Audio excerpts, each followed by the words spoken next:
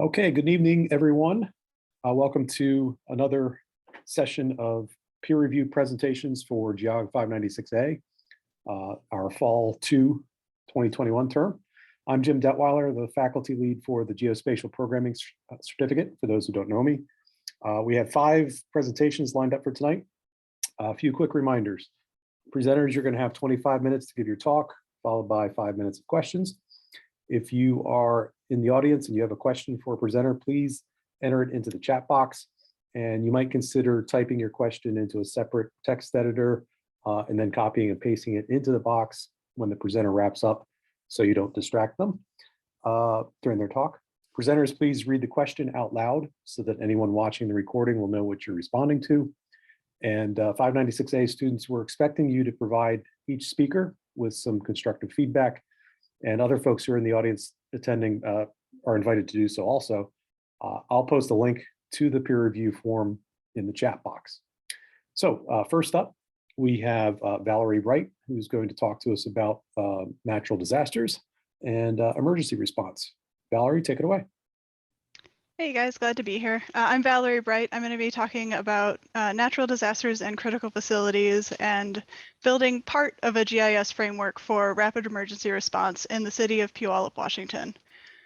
This is a collaboration between myself and the city of Puyallup. I'm working with them as a volunteer, and I'm being advised by Dr. Matt Beatty, who has made his career in emergency response, and I believe is also teaching the GIS for emergency response course available through Penn State. So today I'm going to give you a little bit of an introduction to the city of Puyallup. We'll talk a bit about the hazards of concerns for the city, what the current state of emergency management is in Puyallup and where they want to go from there, and how my project fits into that. Then we'll talk about the city's desired workflow in response to an emergency, the methods and proposed work that will need to happen to make that workflow take place, and then we'll give a summary of deliverables and talk about how we're going to measure the project's success. And this image on the right is Mount Rainier as seen from Puyallup, Washington, which will be relevant here in a minute. So Puyallup is a small to medium city in the Puget Lowlands. It's located sandwiched between the Cascade Mountains and Puget Sound on the edge of Washington State. And it's located in a direct line between Tacoma, which is the nearest large city, and Mount Rainier. It's a city of about 43,000 people as of the 2020 census, and overall it's a fairly young city with a median age of 34. It's the kind of city where you can still find an affordable house. Believe it or not, that is actually affordable for the area. But those houses are disappearing pretty quickly. So the city is growing pretty rapidly. In the area, Puyallup is probably best known for hosting the Washington State Fair, which is hosted twice a year, the main fair in September and then a smaller fair in spring fair in April. And that state fair draws in over 1 million visitors each time it's hosted. And then as far as other major employers in the area, kind of standard suburban city, the school district, the local hospital, a grocery distribution center, Comcast, Costco, and then a bunch of other small employers. As far as geographic and geologic setting, the elephant in the valley is Mount Rainier. It's about 30 miles southeast of Puyallup. It's a very prominent feature in the landscape. If you haven't seen it for yourself, it's really hard to sum up just how big of an impact Mount Rainier has. When I first moved here, it was in the cloudy season, and I was kind of scanning all the mountains, being like, is that Mount Rainier? Oh, that one's a little bit bigger. Maybe that one's Mount Rainier. And then the first time the clouds parted and I actually saw it, I swore, because it was just several times larger than anything else in the area. Mount Rainier is a semi-active stratovolcano, and stratovolcanoes are the explosive kind. And I say semi-active because it's currently dormant, but it's had periods of activity about every 500 years for the past 2,000 years, and then an eruptive history going back millions of years. Mount Rainier is covered by 25 different glaciers, which supply water to 5 major rivers and a lot of the drinking water in the area. As far as hazards from Mount Rainier, you can see Mount Rainier down in the corner of the image. Lava is really highly unlikely to reach Puyallup. That would stay pretty close. The stratovolcanoes put out that really like sticky kind of lava that doesn't flow very far. Puyallup's also not close enough for volcanic bombs. Those will again stay pretty close to the flanks of Mount Rainier itself. Wind is really likely to blow ash from Mount Rainier east across the Cascades and away from the city. So while there will probably be some ashfall, it won't be a major hazard. But the primary concern is lahars. And you can see from this map, there have been several major lahars in the past 10,000 years, and 2 of them overlap the city of Puyallup. So what is a lahar? For those of you who aren't familiar with volcanic hazards, lahar is a massive debris flow of volcanic mud that happens when an eruption or even just heating on the volcano causes all of that snow and ice that you saw in the first picture to melt. And when it melts, it picks up debris and sediment and pretty much everything in its path, and it's likened to flowing cement. And this can leave deposits of mud and debris that are tens of meters thick, depending on the amount of water and runoff. This picture is the aftermath of a lahar from a 1982 eruption in Indonesia, and you can see the houses just almost completely buried in mud. Other interesting notable features, Puyallup is at the confluence of 2 major rivers. The Puyallup and the White River both originate from Mount Rainier. And actually those 2 rivers drain the entire north flank of Mount Rainier and that watershed. So it's a lot of water that comes through the area. Zooming in a little bit more, the north half of the city is built in this river valley. You can see the historic lahar deposits in purple. The city is built on lahar sediment. And it's also, being close to the river, it's prone to flooding. And you can see kind of the flood hazard areas in blue. And the south half of the city is built on bluffs of glacial deposits from the last glacial age. And those are really prone to landslides. So you can see some of the landslide hazard areas in orange. In addition to the city being cut in half north-south, it's also cut in half east-west by State Route 512, which makes it really difficult to get back and forth across the city. There's only a couple of access points. So Puyallup really has kind of 4 quadrants of concern that they have to keep in mind while they're doing their emergency planning. And then if all of the volcanic stuff wasn't enough, the Pacific Coast is also really seismically active. We do have earthquakes here in Washington.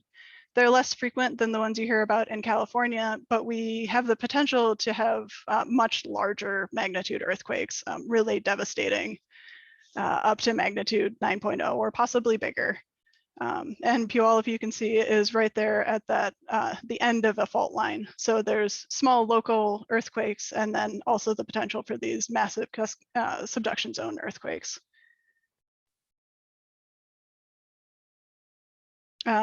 So to review the hazards of concern that Puyallup's worried about, we talked about the lahar from Mount Rainier. There's also severe weather and flooding. You can see the flood hazards on the map. We have to worry about landslides, earthquakes, both major and minor earthquakes. There's also a growing concern of fire and wildfire. Last year or the year before, there was a wildfire that got to the edge of the Puyallup River, but didn't manage to cross the river. So wildfires are coming closer than they ever have before. And then there's additionally things like hazardous material containment breaches. There was recently a fire in a cold storage facility that had the potential to send hazardous material out in a mile radius around the storage facility. And then concerns for human health. You know, obviously COVID's on everybody's mind and things like that. So Puyallup really needs to be concerned with these devastating hazards that are likely to happen with little to no warning. And they don't happen often enough that, everybody has a really good plan in place of what do you do when a volcano erupts. The most recent eruption was Mount St. Helens in 1981. And that didn't affect a really heavily populated area.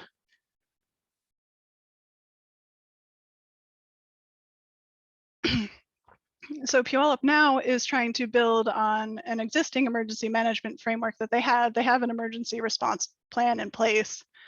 I believe it was put in place in the early 90s and hasn't really been updated since. So now they have a new emergency operations center manager.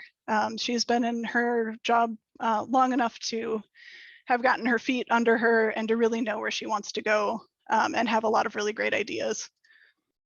There's also a new GIS coordinator. The previous GIS coordinator, I think, came up through the ranks and was a bit more of a cartographer. The new GIS coordinator is very excited about interactive tools, enterprise GIS, and getting people the tools they need to get data quickly. And to go along with that, they also have a new enterprise GIS database, which takes all of their available data and puts it in one spot that's easily accessible by whoever needs access to it.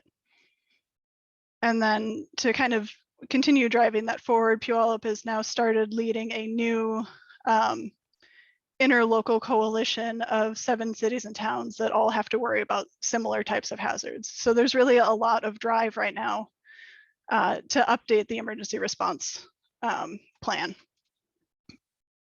So my project comes in when we're talking about critical facilities. And the main question is, when a disaster hits, whatever kind of disaster it is, what do we need to know about first? What are those primary things that you need to know the status of? So these are things like schools and hospitals, other emergency response installations, those hazardous materials, storage facilities that are talked about, also shelter and staging locations. And so when we know what the status of those is, how do we get that status from the field and back to the Emergency Operations Center so that they can plan their response?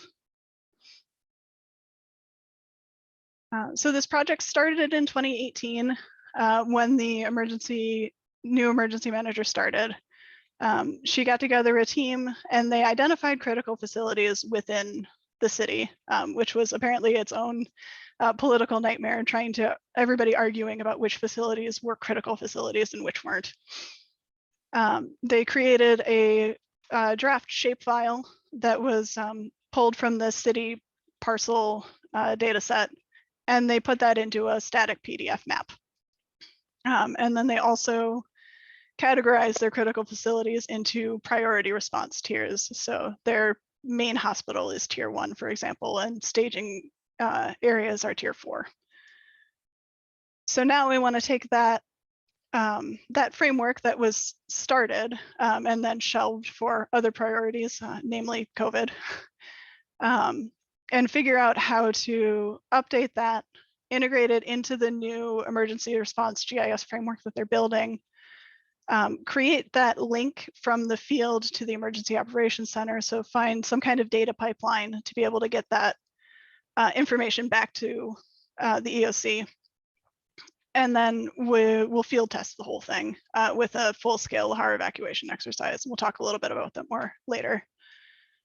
So for the first phase of the project was the identify and assess the risks. And that was started in 2018. And then I came in and with my literature review, went into that a little bit further and also worked on estimating the needs of the project and trying to figure out what needed to happen to make this project happen. And then we're moving into phase 2 with the second half of this class of actually building the response capabilities, delivering those to the city, making sure they work the way that we want them to work, and then integrating any updates and continuing on from there. So just a brief overview of the team. I'm leading the project as the main GIS researcher and database monkey. And I'm working closely with the GIS coordinator at the city of Puyallup. He is my technical specialist. He knows how their enterprise database works. And then both of us are working with the emergency management manager, who is very invested in making sure that this project gets off the ground and happens and gets integrated into their emergency response plan. She is advised by her emergency operations team, the building experts and the police and fire and all of those local subject matter experts. And then, of course, I'm advised by Matt Beatty, who's my MGIS advisor. So some of the benefits of using GIS for emergency response, when you have a GIS system set up properly, it's really easy to see all of the information, available information for your city in one place in a standardized format. But you really have to do that legwork ahead of time. And another benefit is that you can query on the fly for a flexible response. So the type of emergency response you'll have to an accident on the highway is much different than what you would have to a lahar coming through and wiping out half your city. Having this kind of interactive integrated GIS system also reduces the number of phone calls and the number of people you need to be in contact with, which improves the response time. So you don't need to try and dig out phone numbers to call Public Works to figure out if there's a drinking well in your chemical fire hazard zone. You can just look on the map and query it. And the existing GIS system incorporates authoritative data from the city, county, and state. So you can really have a lot of data at your fingertips at once. And having that data in place and structured well means that you can quickly disseminate information, both for internal use and for public consumption. So this image on the right is the Puyallup public response dashboard that they've put together in the last couple months. It has an interactive map showing areas of concern. It has a red box that has the here's the thing you need to know. And then it also has the Twitter feed on the side where you get the most up-to-date responses from the city. And then another big benefit of this is that you can really build this out over time and bring in more data and live data and things like that. But using GIS for emergency response is not without risk. The major one is that GIS requires computers and requires power. You need power for your servers, and you also need power for your devices, and then some kind of internet connection. We're getting around some of this by hosting our emergency response GIS on ArcGIS Online, which instead of being hosted on the city's enterprise server, which is hosted locally, is hosted on Amazon Web Services. Amazon Web Services is in general pretty robust. It's also hosted off location. So if there's some devastating natural disaster that occurs, it's unlikely to be affected. We are also working to build in the ability for offline data collection so that if for some reason you don't have access to a cell network or to internet, you can still go get the data and then bring it back to the office. And then there's also a emergency services cell network that's restricted to just emergency services use and provides mobile data and hotspots that won't be clogged by the public cell network. So this is the workflow that the city really wants to see happen in the event of a disaster, and specifically for critical facilities. So we're in the planning and preparedness stage now. That's kind of always ongoing. There's always more you could do. And then when a disaster occurs, no matter what kind of disaster it is, we need to determine what the areas of likely damage are. Is it a lahar that's just going to affect the north half of the city? Is it an earthquake that's going to affect the entire city? Is it just one facility that maybe has a radius around it, and so on. Then once you have your area of likely damage, you need to know what critical facilities are within that area. Once you have your critical facilities, then you need to know, all right, where do we need to go first? Then you can dispatch your crews to go figure out, is this building still standing or is it on fire? Is it safe to send people? And then get that data back to emergency operations for response planning. So we'll step through each of these steps and talk about what already exists and what needs to happen in order to make this workflow work. So as far as the disaster occurs step, this step is currently functional. We have an emergency operations center that can be activated by the emergency operations center coordinator. And we also have immediate maps and messaging that can be handled by the EOC GIS team. They have an internal rapid response app that feeds into this public dashboard. This is again a closer view of the dashboard you saw a minute ago. And they have a really active Twitter with a lot of followers, so they can get information out quickly. So once the disaster occurs, you need to know where the damage is. This is again handled by the EOC GIS team using that internal dashboard. They also have a hazard map and layers of likely hazard areas. And you can get initial reports from the field also. You know, somebody calls and says, hey, the cold storage facility is on fire. We can make a map for that. And the output from this step is an area of concern polygon. So once you have that area of concern, then you need to know where the critical facilities are. You need to be able to select those and output a list or a map. And this is just a spatial query. And this step is where I start to come in. So the critical infrastructure shapefile that they have needs cleaning. It was kind of made and then put on a shelf and not really touched. So there's some overlapping polygons, there's duplicate data. It currently duplicates other city data, which is needs to be sorted out. It also needs to be uploaded to ArcGIS Online. Again, ArcGIS Online is not reliant on city servers or city intranet, which means you can get to it outside of City Hall. And currently the EOC internal application doesn't have a spatial query function. So that's something I'll need to build or figure out how to work.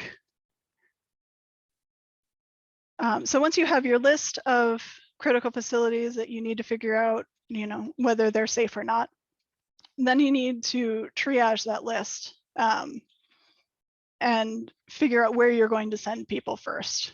The actual triaging is handled by the EOC coordinator, but they need the structure in place first to make that happen. So we need to be able to add a current status attribute to the critical facilities layer that we've uploaded to ArcGIS Online.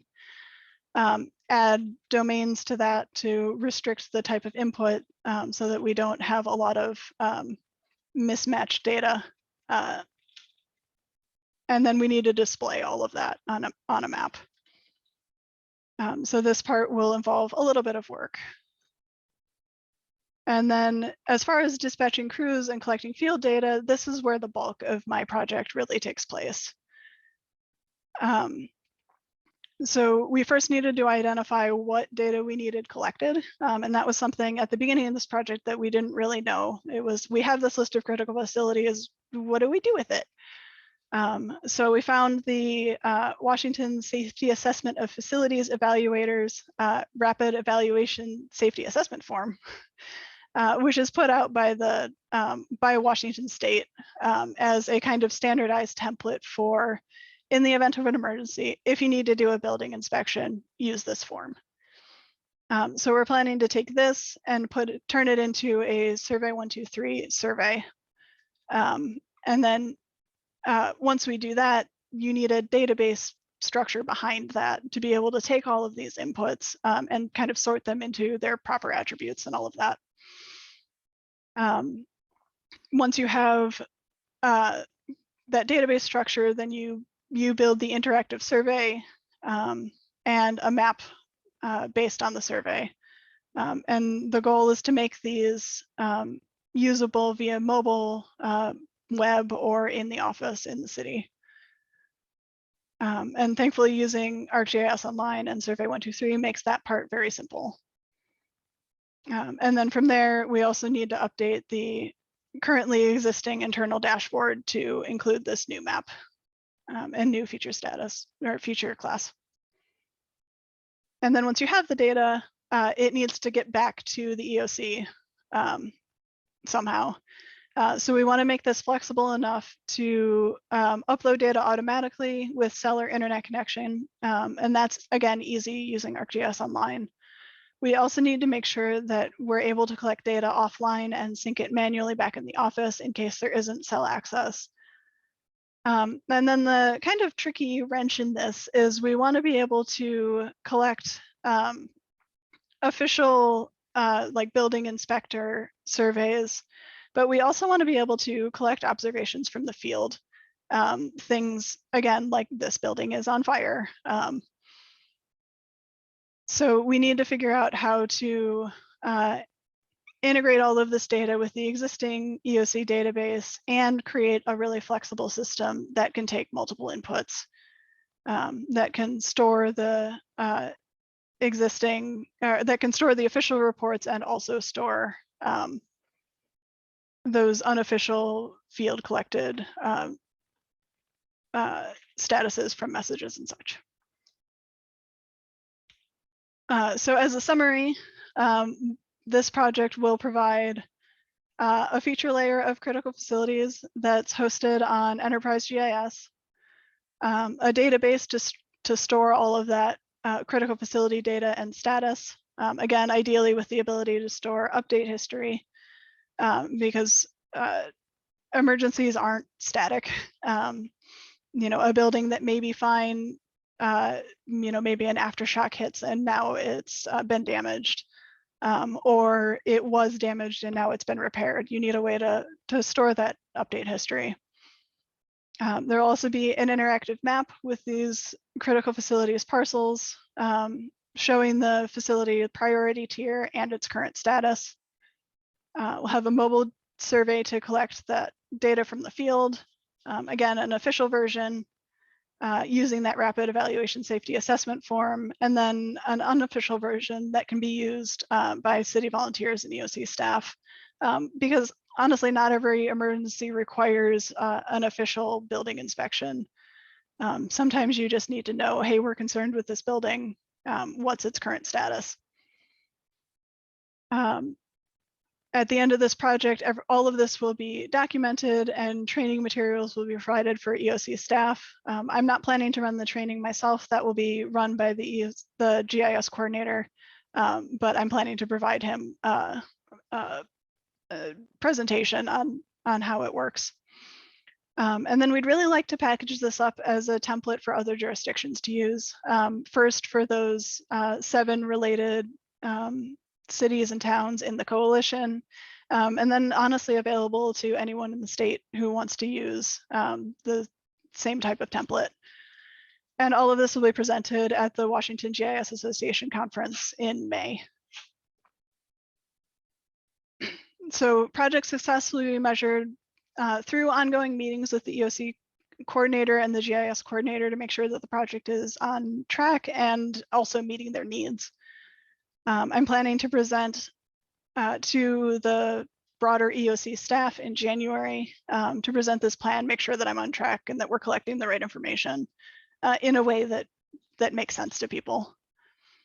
And then at the end of the project, all of this will be stress tested at a full-scale Lahar evacuation exercise in April. And this will include not just Puyallup, but also 7 neighboring cities and multiple school districts.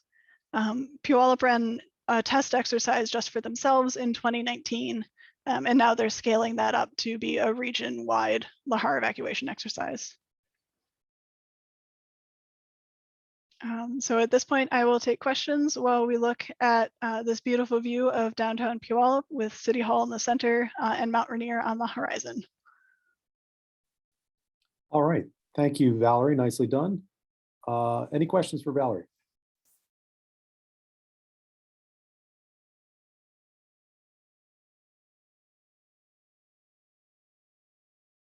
All right, I have a question from Stephen. Fascinating talk and series of problems and issues. Does the city have evacuation routes and staging areas identified for natural disasters, or is that something you're working toward? And how much existing regional and local multi-agency collaboration is there? Lots of questions. Multi-scale planning and cooperation or shared resources and expertise. And do people know where the Lahar zones are? So I'll try and take those one at a time.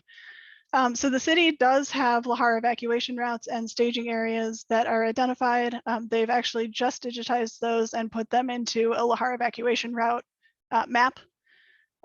So that's part of the existing and ongoing updates to the EOC planning structure. Puyallup found that they weren't really getting a lot of support from Pierce County, who had been handling their emergency response planning in the past. So they split off with their 7 neighboring cities who really shared these same, especially Lahar concerns, but also earthquakes and other disasters, to create the EPIC EOC, which is the East Pierce County Interlocal Coalition. So they're now all coming together to really try and create a comprehensive regional plan. And yes, there is also a hazard map and application that's available from the City of Puyallup GIS website, and that's linked from the front page of their city website. So the current GIS coordinator is really trying to do a lot to make this information that was previously kind of held close within the city, make it public, and get as much information out to people as possible. Okay. Thank you. And in the interest of time, I'm going to move along here. Before I do that, I'm just going to shoot out the link to the peer review form and remind everyone to please fill that out, especially if you're a 596A student. Next up, we have Josh Adams, who is going to present on mining in Pennsylvania. Josh, are you all set? Yes, I am. Microphone working? Yep, we can hear you just fine. All right, excellent. And do you see my screen? Not quite yet.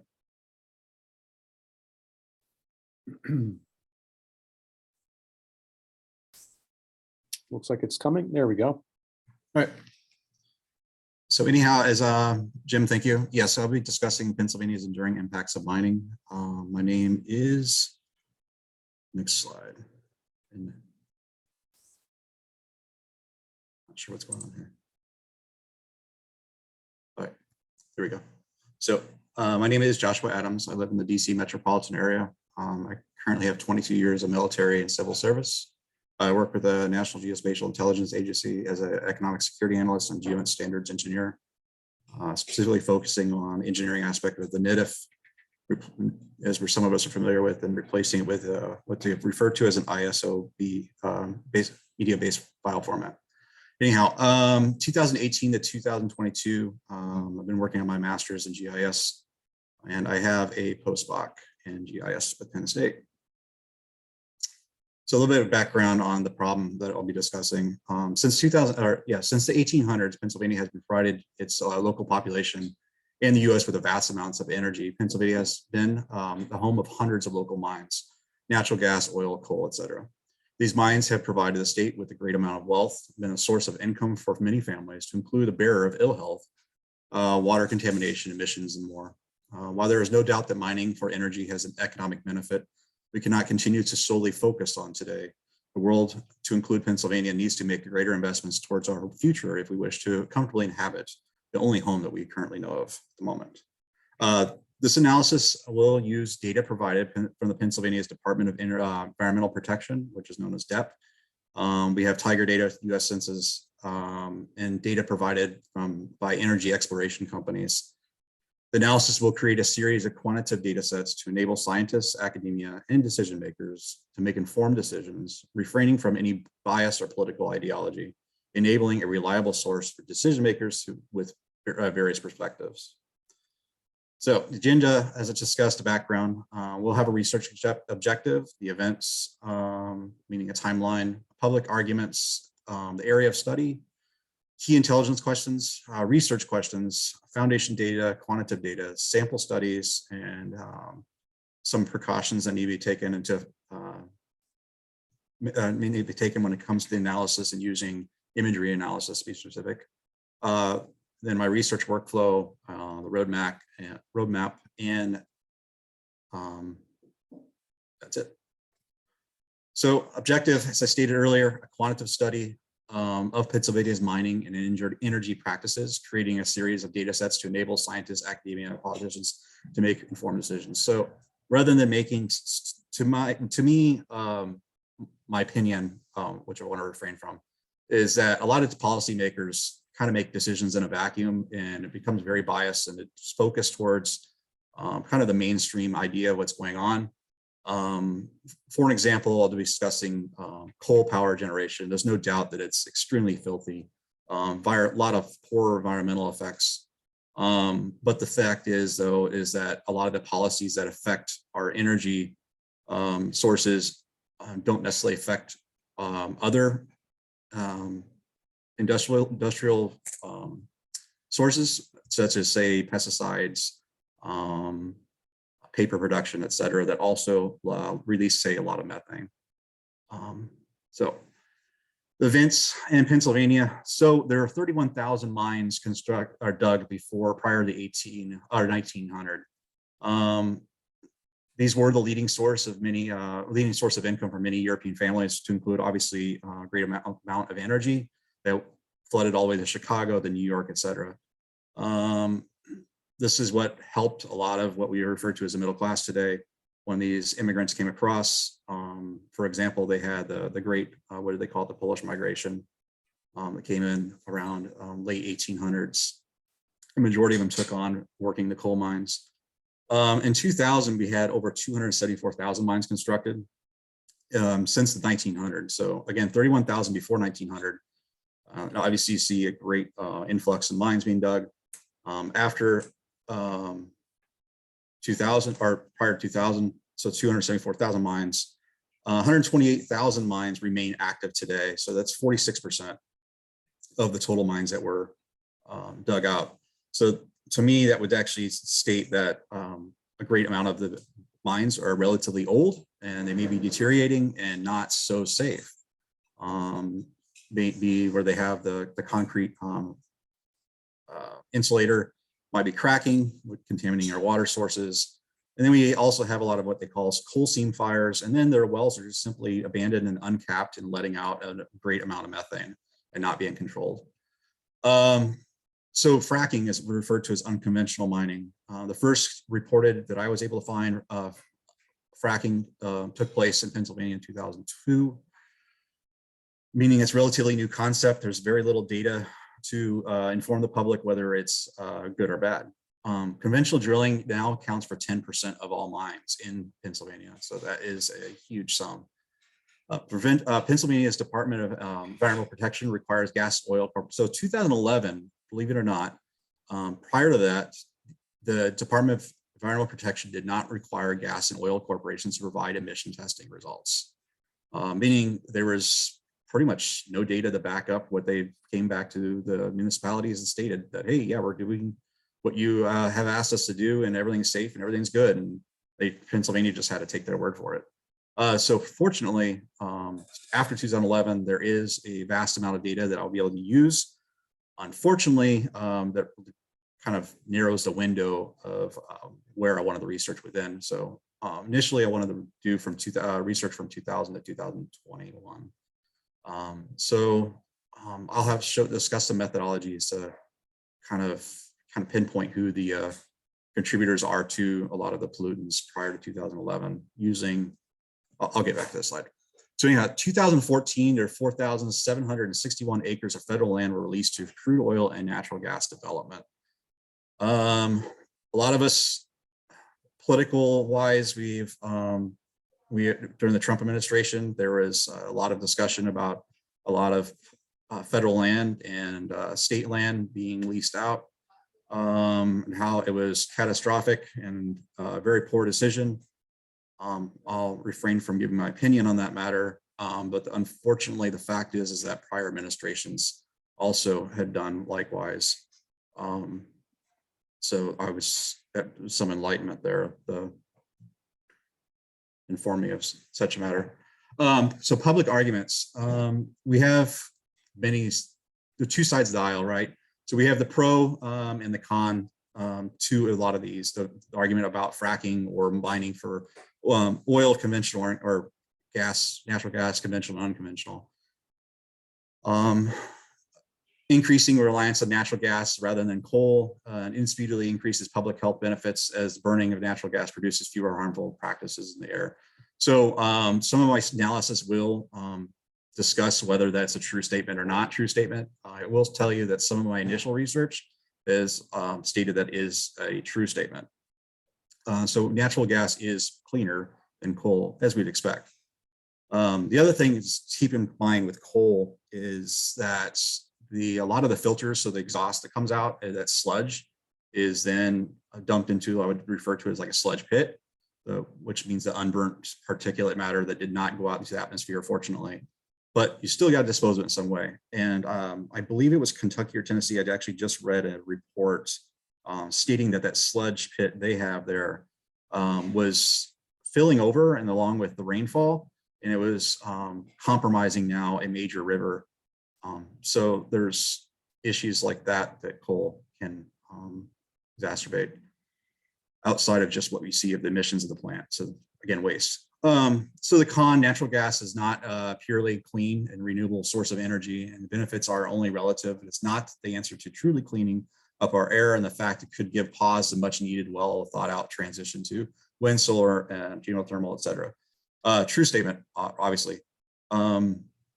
So when it comes to renewable, the problem is obviously renewable energy is where we should be veering towards. The unfortunate problem is that then we don't get the take. If we push all our, it's kind of, I don't know how to explain it.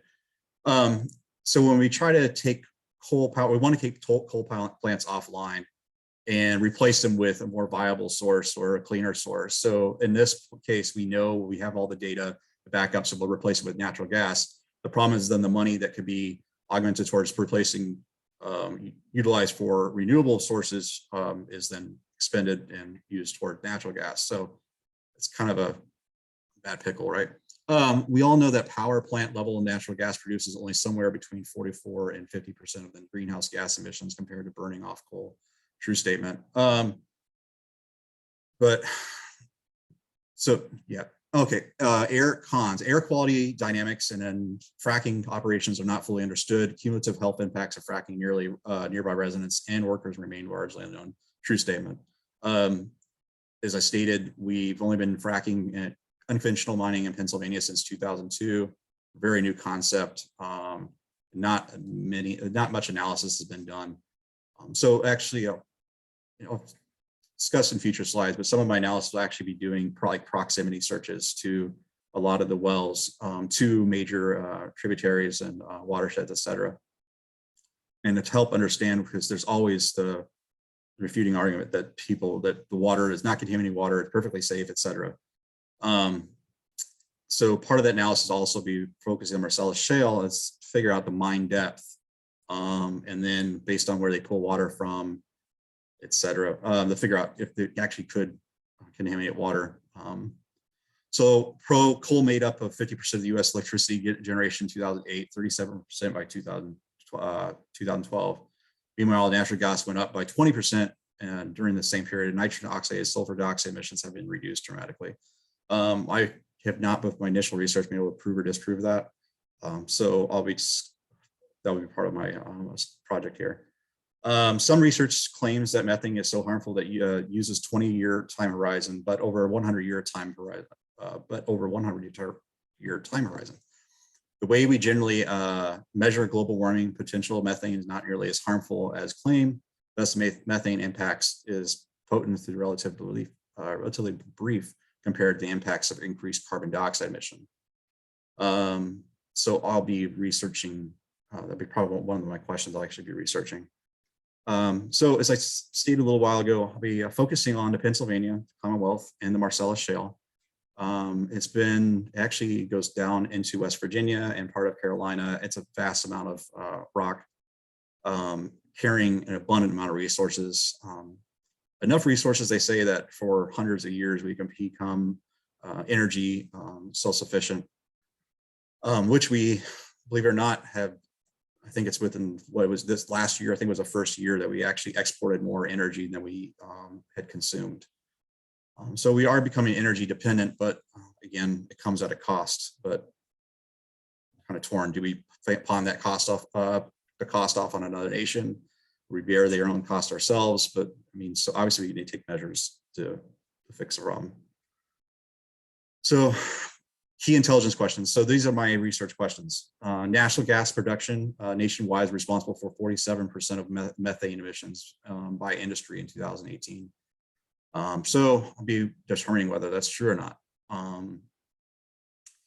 The Pennsylvania Department of Environmental Protection has identified 8,500 unplugged abandoned oil and gas wells, an estimated around approximately 200 older and documented wells, and many of which be leaking methane. Multiple studies suggest that methane leaks are undercutting natural gas's ability to dramatically contribute to emission reduction. So Pennsylvania has, I can't remember the arbitrary timeline. I think it's like 2040 or 2045, wants to cut its emissions by 30%. Question is that, and that number two is, could we, if we were to plug up and control all these abandoned and unplugged wells, what would be the energy or emission reduction? So to me, that would be the first step we would take to reducing emissions, and then start cutting at the energy sources itself.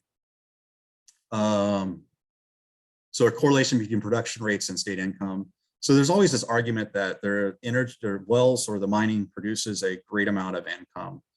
A lot of mines today are automated and they're kind of independent and just dropped in the middle of a leased part of land from some private owner, whatever it may be, and it's more or less abandoned. And after it's in the initial installment, it's not really generating a lot of, I would refer to as FTEs, full-time employees. So how much revenue actually is, or income is it actually generating for families? I don't know the answer to that one. So it's not an argument I would have with somebody. And that's one of the questions I would like to know. Methane mostly released into the atmosphere by livestock, landfills, and biomass burning. It also releases during the production of coal and natural gas. Although the overall methane emissions from the coal and natural gas sectors have decreased over the past 20 years, they still account for over 30% anthropologic methane emissions in the United States. New methane restrictions could have impact on drilling in Pittsburgh area, requiring a 30% cut in methane emissions. So a lot, fortunately, after 2011, that they're putting up these like Geiger, whatever you want to call them, counters, and there actually are measuring the emissions on a lot of these plants. And this is anything from municipality water treatment to 3M, meaning like pesticides, chemicals, to paper production, to landfills, et cetera, and farms. So who is actually contributing to the most amount of methane or carbon dioxide is the question. And so rather than veering a lot of decisions towards, say, cutting or attacking one industry, how can we actually solve the problem by attacking the industry that's accountable? So it's making informed decisions. Illness is associated with emissions. So that one's gonna be a little bit tricky. A lot of it would be, say, for example, asthma, and there might be some illnesses from waterborne illnesses. So I'm not sure exactly how I'm going to tackle that one when it comes to data. My initial thought was just trying to find out, like, if the NIH, for example, might be tracking, or Johns Hopkins, a lot of like asthma, and then based like where asthma exists the most and in what counties. And so then you do like a correlation with that county, with the admission levels, the sum of, and then obviously tear it down from there to who's actually the culprit of those emissions. Consumption of available clean water, public land usage, county proximity. So as I mentioned earlier about tributaries and watersheds, et cetera. That would be the land, like proximities. Counties that are most affected by the mining, public land usage, so which areas are leasing the most amount of land. And so that then they'll go back to policymakers within that municipality. Or if it's just a state decision, I'm not aware, and then I'll research that. And available consumption of clean water. So there is fracking, for example, consumes a vast amount of water. I was really surprised that they actually take out leases that dig their own water well locally. And eventually that sludge is put into trucks and transported to a central location in the northern part of Pennsylvania, which is wells that are dug, and then they put that dirty water into it. So that dirty water into the pit, into the ground, they pump in, eventually makes it to clean water sources. And then from there, exacerbates the problem with the communities. So breaking those questions down, KICS, I'll refer to them, they're known as key intelligence questions. So number 1, 2, 3, 4, 5, 6. Number 1 would kind of have a multiple answers, right? Average tonnage of CO2 and methane put out per year since 2011. It overall contributes to overall emissions. Then you have uncapped mines. So what kind of emissions are the uncapped mines putting out? And the coal seam fires are a big one. I can't remember the name of it, but there's actually down a coal seam fire closer to Maryland. It's been burning since, I believe, 69 or something like that. You Pennsylvania residents will probably know the best. But anyway, it's been burning since 1969. And there's actually a city where it took almost a decade for the federal government to eventually help move literally they picked up the entire city and relocated it a couple miles down the street. So it is completely abandoned. It's just streets with grass growing up. It looks like something if you watched The Walking Dead. And the fire has still been burning 40 plus years later underground. Some people go out there and they'll fry an egg on the asphalt. They're still not sure what caused the fire. I believe they said that it may have been somebody burning trash and then eventually went down into a coal mine and then caught the coal on fire, and it's been burning since. They can't put it out, and then they're saying that there's enough coal in the ground there that it can burn for hundreds of more years. So that part of the earth is completely inhabitable within Pennsylvania. Conventional and conventional well violations. So Pennsylvania does track the conventional and unconventional well violations. So I would like to actually study which companies are ones actually committing these violations the most. And maybe Pennsylvania should, at that point, maybe ban them from doing business in Pennsylvania.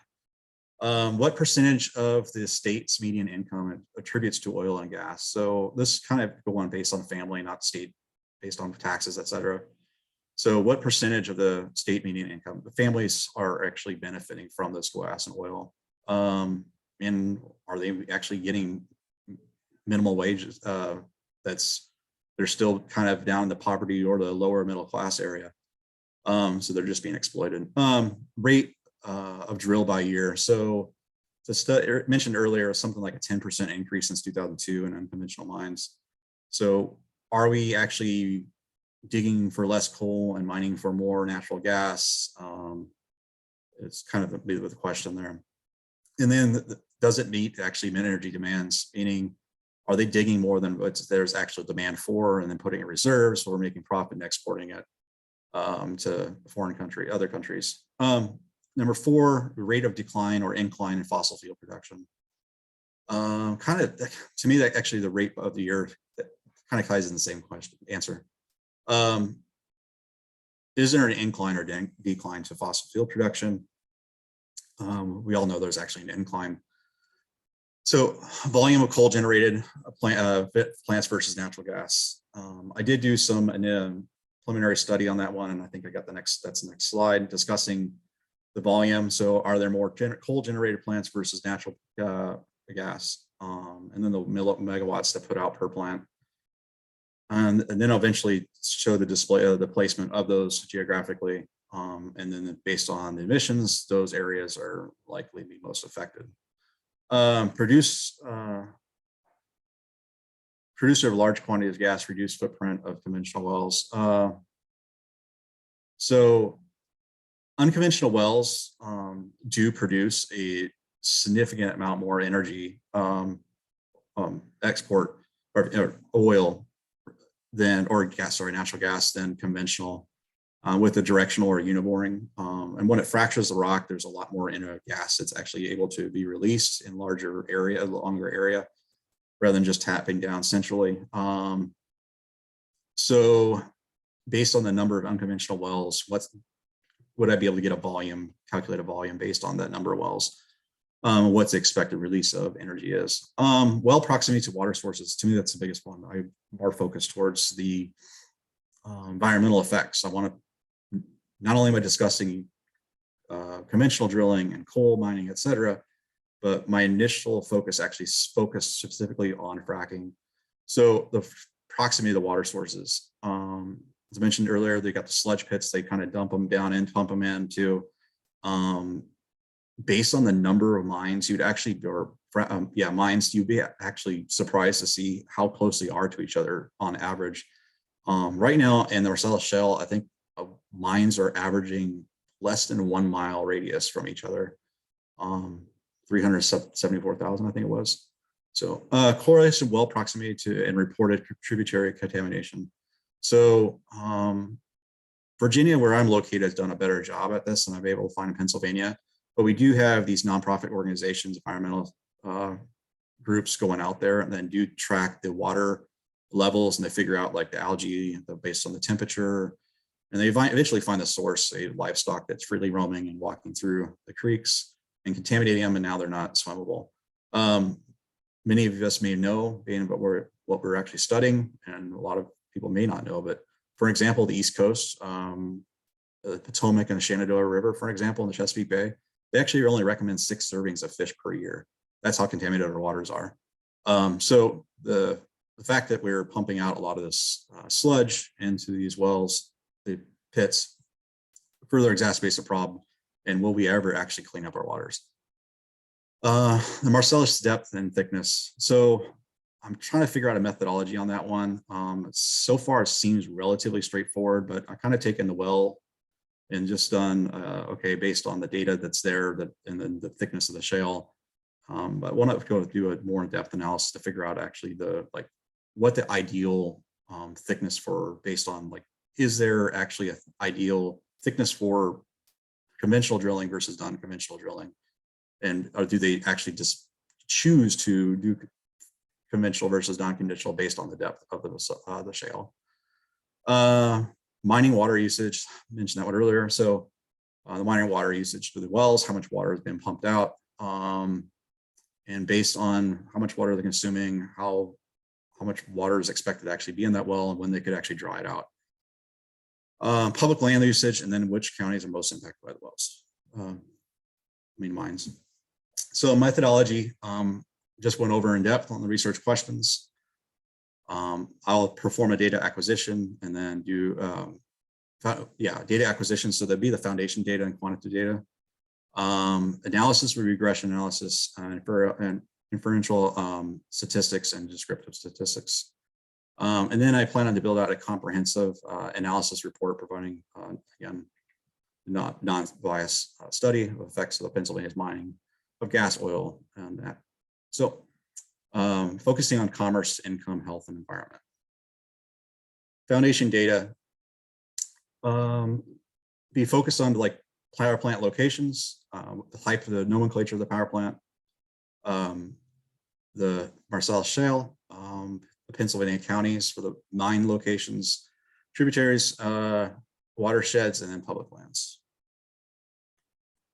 Quantitative data I'll be using to do a lot of the statistics would be the census data, land leases. So a lot of majority of Pennsylvania or the East Coast is private land, private property. So which areas are actually being leased more than others. Then the water quality, as I stated a little while ago, that's gonna be a little challenging. I haven't found much data on that one, but I'm certain that I can. Mine depths. So I have found that, done that one by they don't annotate the mine depths on a lot of their tables. A lot of them are just the mine locations, but that's easy to figure out based on the shale thickness itself. and then the median income. So I'm not certain how to figure that one out. I mean, you could kind of get like based on each county or each city, they'll tell you what the median income is for that area. Such as like where I live, Loudoun County, I think the median income is something like 140,000 a year. It's a very generalization, but they don't talk about what the biggest industry is for the area. I would rather kind of narrow it in and find it out like per household and based on like if there's an annotation anywhere of Center County, for example, whatever city in Center County, that city's 90% work for the gas and oil industry. A little while ago, I mentioned the power plants based on like the volume of more natural gas versus more coal and more nuclear. So in this count, I have an overall generalization of the count of the power plants. The sum of the power plants, megawatts. So the sum of megawatts, all natural gas production, there's something like 2,200 megawatts of power being generated. And coal today is producing somewhere around 1,200 megawatts of power. And that, again, that's the sum of all coal and all natural gas. So as we see, there are more natural gas power plant, or natural gas is producing more energy than pretty much any other source today in Pennsylvania. The emissions, though, unfortunately, I need to break that down, is whether it's coal or nuclear, or sorry, natural gas. So I only have on the second table on the top right, it's only discussing the fossil fuel emissions. It's kind of common sense that the natural gas is going to emit less emission, but eventually I break that down.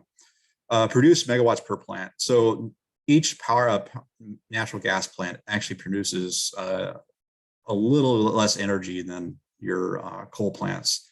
So that tells me right there that based on the fact that I have less energy being produced per plant, but natural gas makes up the majority of all power being generated, that there's more natural gas power plants online today. And then we see that obviously the nuclear, that we have an extreme amount of nuclear energy being produced for a single plant. I think there was something like only 2 nuclear plants in Virginia or Pennsylvania. I have to double check that one.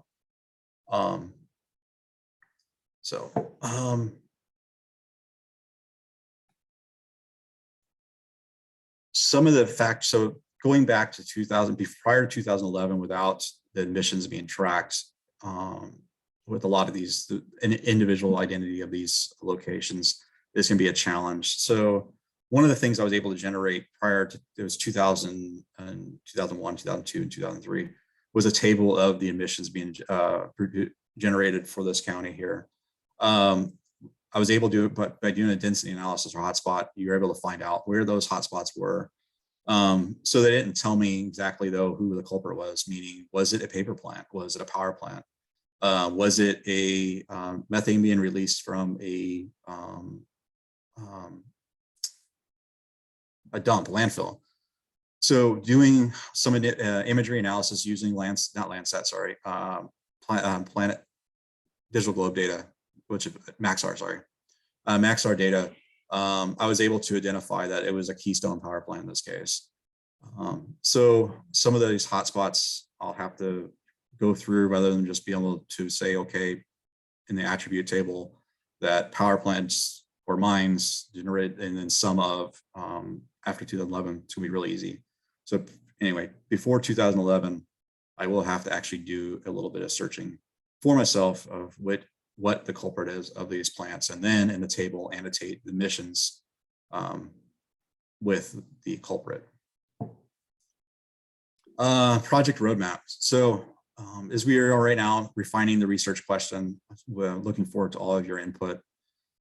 I'm going to take probably about 30 days to accumulate or collect all your inputs and refine my question. And then somewhere around after New Year's, shortly after, I'll continue doing additional research or subject research. So the 1 through 6 is the key intelligence questions. To me, it's going to be a vast amount of scrubbing through the internet to figure out, based on scientific data.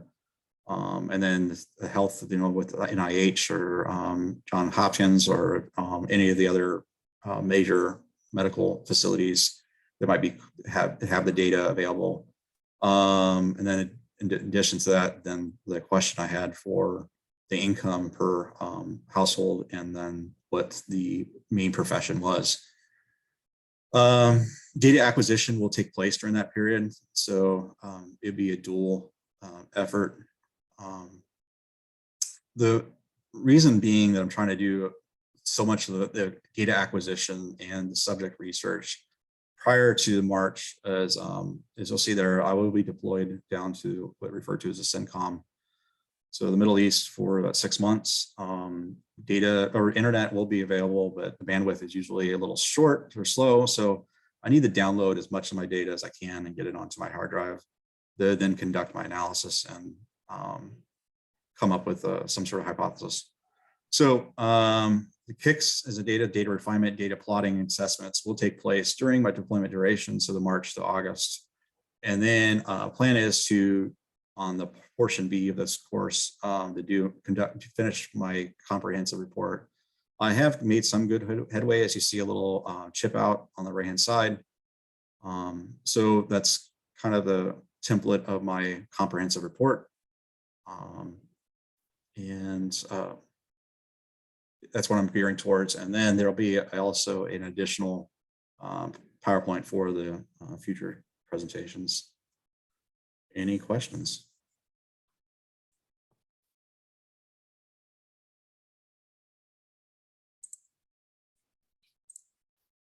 Thanks, Josh. It looks like you have a question from Steve in the chat box. Yep, trying to pop it up now. Maybe I need to stop presenting. Here it is. All right.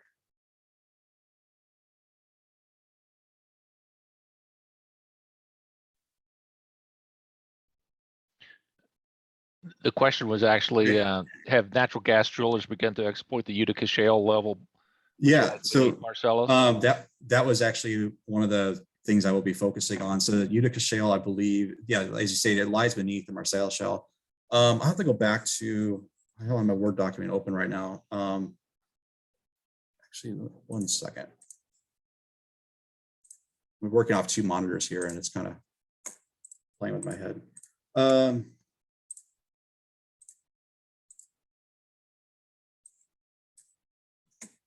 So I believe the Utica Shale would probably be in some locations 9,000 plus feet below. I actually have not seen any abate. So to answer your question, in a lot of these locations, so in this case, I'm not sharing my screen right now, am I? Anyway, I did have a product or a map put out or chip out of the Marcellus Shale, and in some areas, such as northern corner going towards the Great Lakes area, or and the northern portion, Pennsylvania Turnpike, if you're taking it through and you're going to Ohio, it's kind of a little not as deep there. It's 4,000 feet, and that happens to be where a lot of your you know what? Bear with me. I'm gonna go ahead and share my screen again.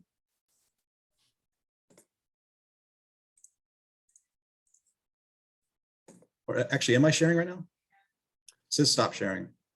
I can see your PowerPoint slide. Okay, excellent. All right, Let's not wrap this up quickly, Josh. Okay. Okay.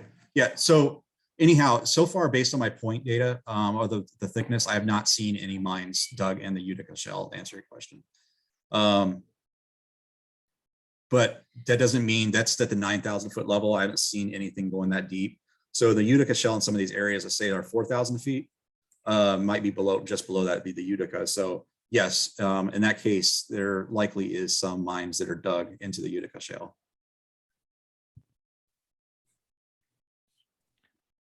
It looks like there's a company in Southwest Pennsylvania called CNX that's done some Utica. And there's a lot more of it over in Ohio, apparently, because it's, as you say, it's shallower. Yep. All right. Well, in the interest of time, you've got a couple other comments that I invite you to take a look at, Josh. But in the interest of time, let's move along to our next presenter. Thanks, Josh. Next presenter is Matt Hansen. Matt's going to talk to us also about Pennsylvania. Matt, are you all set for us? I think so. Josh, I think you'll need to stop sharing on your side. All right, there we go. Thank you. Matt, take it away. Does everything look good? You can see my screen? I can see your screen and I can hear you very well. Okay, sounds good. So my presentation is Changing Faces in Pennsylvania's Veteran Service Organizations, and my advisor, who's been very helpful all along in forming this project, is Dr. Matthews. So traditional brick and mortar veteran service organizations like the American Legion and VFW serve as longstanding pillars of their communities. And not just for veterans, but for events like holiday gatherings, pancake breakfasts, wedding receptions. In a lot of rural towns, they might be as ubiquitous as churches or fire halls, but many non-veterans may not be familiar with their actual purposes. So hopefully by the end of this presentation, you'll have a better understanding of veteran service organizations and how they support the veteran community.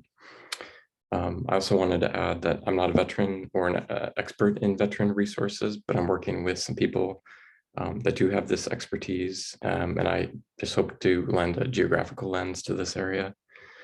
I've also learned a lot. I've learned that this is a very complex world, including, as you'll see, all the acronyms that are used in the military. So as I go through this presentation, if you're not a veteran, please try to think of how a veteran might navigate these organizations and resources and some of the challenges that they might face. So as an overview, I'll first provide you with a brief background on veteran service organizations, which I'll refer to as VSOs, what they are and what they do, how the demographics of the US military have changed, how veterans are supported in Pennsylvania, some of the changing perceptions of VSOs and examples of the newer organizations, and the analysis and goals of my project with anticipated timeline results, and finally some time at the end for questions.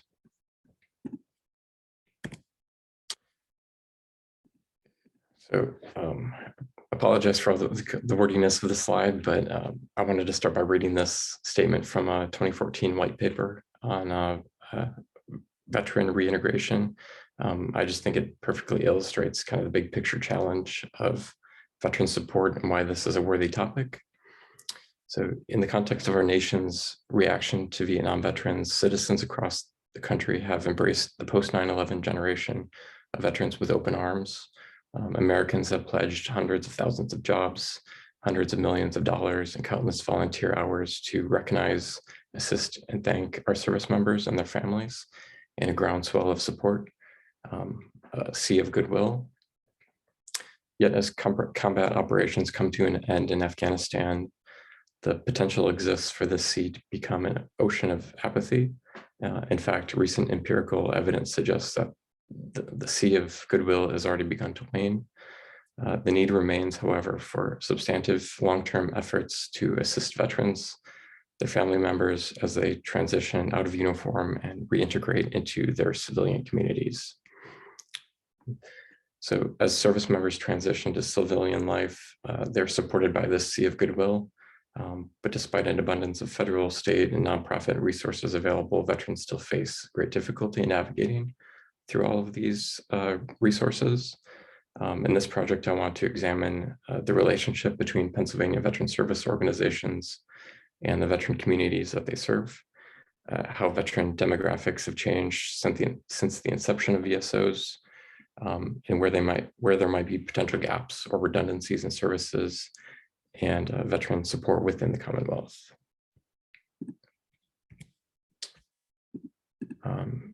So to provide some background here on VSOs, service in the US military can be a gateway to a variety of inclusive benefits. These might include formal benefits like education, specialized training, and leadership experience, medical care, home loans, as well as less formal benefits like lifelong community membership and a sense of purpose. In the service, the military is responsible for most of their needs, but once they leave the service, it is often veteran service organizations that have aided veterans in understanding and receiving the benefits that are available to them. Historically, the older traditional VSOs have also done a significant amount of lobbying and advocacy to preserve and extend veteran benefits. Some of this advocacy included the establishment of the Veterans Administration, educational benefits through the GI Bill, establishment of a national veterans cemetery system, recognition and compensation for service members exposed to Agent Orange or impacted by Gulf War syndrome. And as far as funding, VSOs receive no formal federal funding, but they may be eligible for federal grants. Instead, they are funded from state or county level funds or from private sources.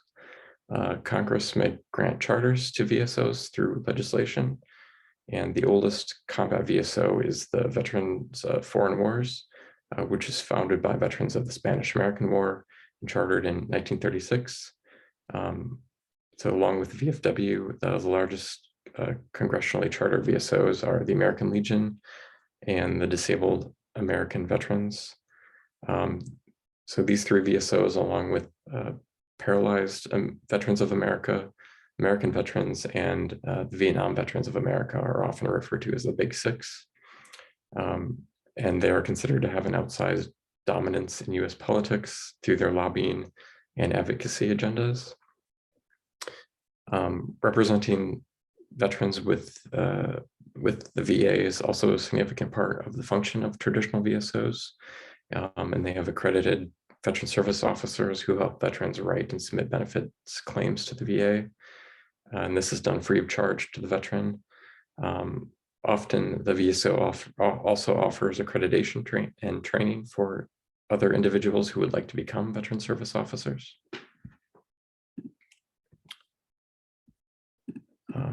There are no strict requirements to become a recognized VSO, but these are some of the recognized characteristics. And this comes from a Congressional Research Service FAQ on VSOs.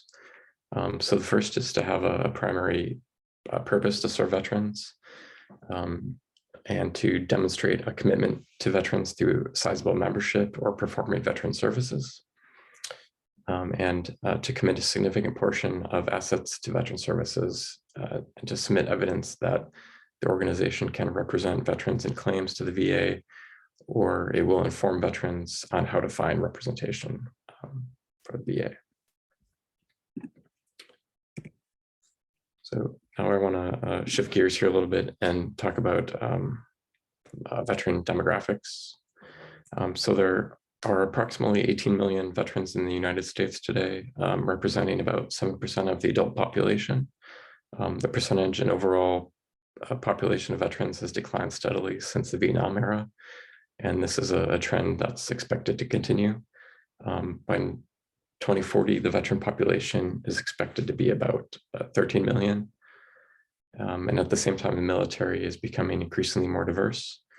In 1973, the military shifted to an all-volunteer force, which began to significantly change the overall demographics of those who choose to serve.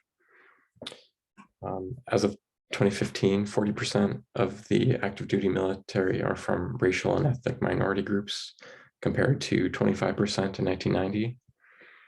And since the 1990s, women have been able to serve in combat roles, and now women represent 16% of the enlisted members and 19% of officers, compared to 2% enlisted and 8% of officers 50 years ago. Women are the fastest growing veteran population. There's also been a decline in health outcomes for women veterans in the past 15 years. Also, women are more likely to leave the military service early, citing either family or cultural issues.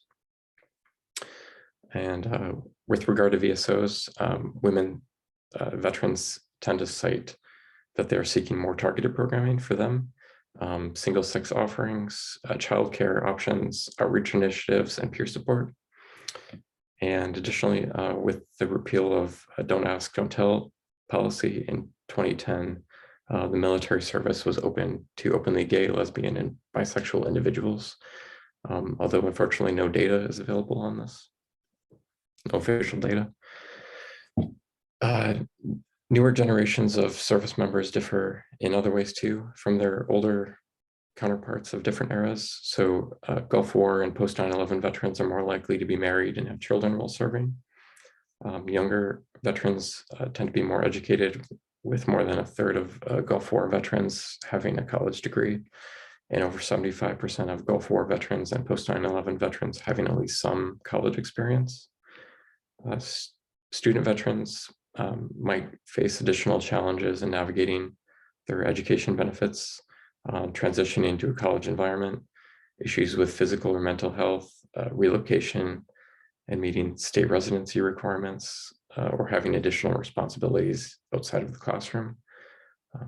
Also, post 9/11 veterans are more likely than any other previous era to have a service-connected disability. The post 9/11 era also represents the longest the US has been at war, and therefore will be the largest proportion of veterans spanning the longest period of time. Over the past few years, there have been many news headlines about the number of new service members deploying to Iraq and Afghanistan that weren't yet born when the September 11th attacks occurred. After their service, it's pretty easy to imagine that veterans at either end of this 20-year span would look very different from each other, and their needs may be very different both now and over the course of their lives. As the representation of the military feeds directly into the population of veterans, veteran populations have also become increasingly more diverse. All these shifts have impacted the model of traditional VSOs and have led to the creation of new service organizations for veterans. It should be expected that as the demographics continue to shift, that this is a trend that will continue to play out.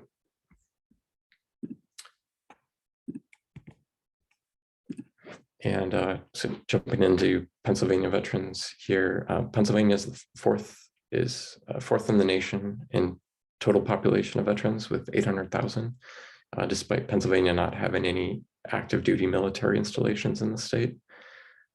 Veterans in the Commonwealth represent about 8% of the adult population statewide, higher than the national average. 7% of Pennsylvania veterans are women, which is lower than the national average, and 55% of the Pennsylvania veterans are 65 and older. So in short, Pennsylvania veterans are more numerous, more male, and tend to be older. As with the national population of veterans, the number of Pennsylvania veterans is also declining. By the year 2045, the population of veterans in the state is expected to drop by more than half.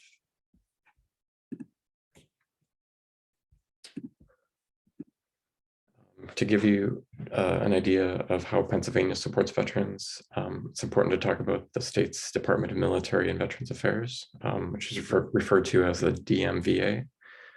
The DMVA was created in 1783, although it has undergone several name changes. And the DMVA has a mission with two distinct parts. The first part is to provide quality service to the Commonwealth's veterans and their families. And the second part is to oversee and support the members of the Pennsylvania National Guard. It's important to note that this two-part mission structure, supporting both veterans and the National Guard under a single department, is not the norm across all states. And in some further research, it may be interesting to explore this model in comparison with other states that differ. And with regard to VSOs, an important tie-in is that the DMVA administers the state's Veterans Trust Fund, the VTF, which distributes grants to state charitable organizations which assist veterans, veteran service organizations, and county directors of Veterans Affairs.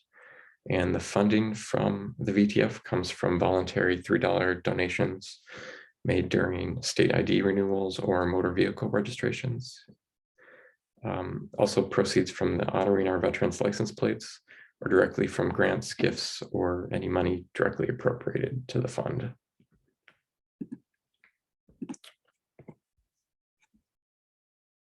So hopefully that background helped a little bit. Now I want to kind of jump back into VSOs. So post 9/11 veterans are increasingly seeking different and less traditional options for post-service communities and support networks. Some younger veterans view traditional VSOs like the American Legion and VFW as sort of older fraternities, and they desire more active lifestyle options and community-facing organizations. Some see these older brick and mortar organizations as unwelcoming and creating an artificial divide between civilian and military due to restricted membership. And they prefer to instead join groups that serve their community and allow interaction with non-veterans for perhaps easing reintegration. Examples of these groups include interest-based groups for physical fitness, or some alternative organizations that might seek to repurpose their veterans' military training for other contexts like community service or disaster relief. These new VSOs tend to operate also more efficiently in a digital first or even a digital only format without the brick and mortar community establishments that represent many traditional VSOs.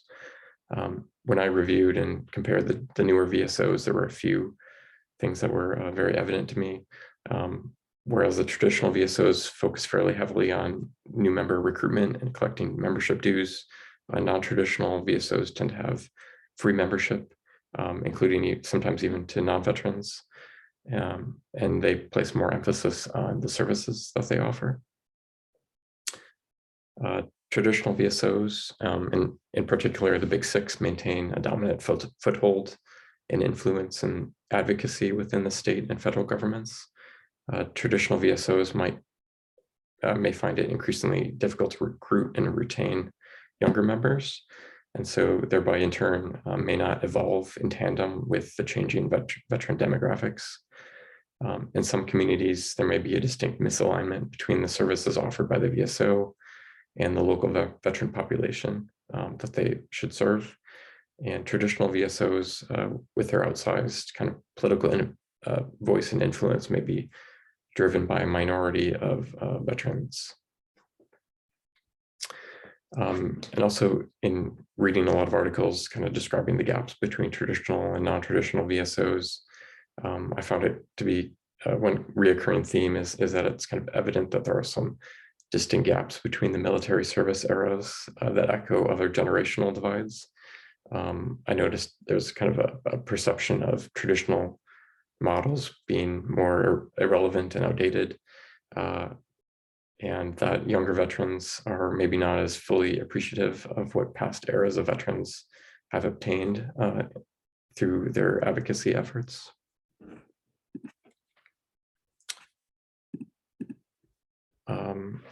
So not everyone might be as familiar with the types of non-traditional VSOs that exist, so I want to just provide a few examples here. Some of these VSOs tend to be relatively exclusive. For example, only open to post 9/11 veterans, and some have open membership to non-veteran allies, similar to the auxiliary members of VFW or the American Legion. Some have very specific missions, while other organizations act more like bridges to connect veterans with services offered by other organizations. Team Rubicon is an example of one, and they organize veterans for disaster recovery and humanitarian efforts. Team Red, White, and Blue emphasizes physical fitness and social activity. The mission continues, brings veterans together to work on different community projects.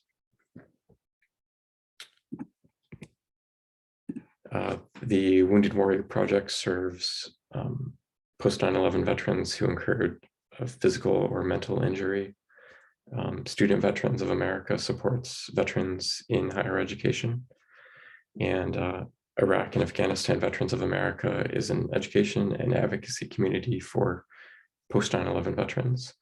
I found them to be somewhat unique in that they had, at least from my limited research, the most sort of outward advocacy agenda, kind of more akin to the traditional VSOs.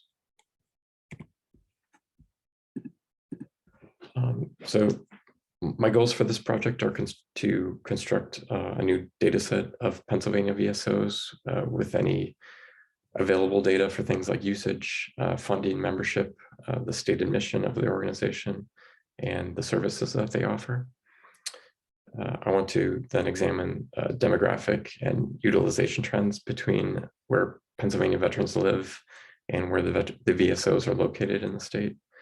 And then I want to try to capture this over time as much as possible for also for newly forming or closing organizations. Then I want to look at some of the county level funding totals across the state and compare that to the total veteran populations and where they live and how the money is serving them.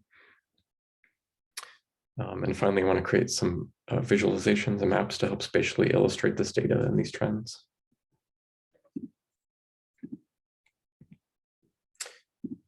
As for data for this project, I think federal tax data is going to be one of my best sources of information for the geocoding and retrieving other relevant bits of data for this project. So the IRS requires that nonprofit organizations file a 990 form. That can either be a regular or a 990N form, also called an e-postcard, if they have, I think, receipts under $50,000. And the IRS has a subsection code of 19 for post or organization of war veterans. So this should help me filter VSOs from the overall IRS nonprofit data.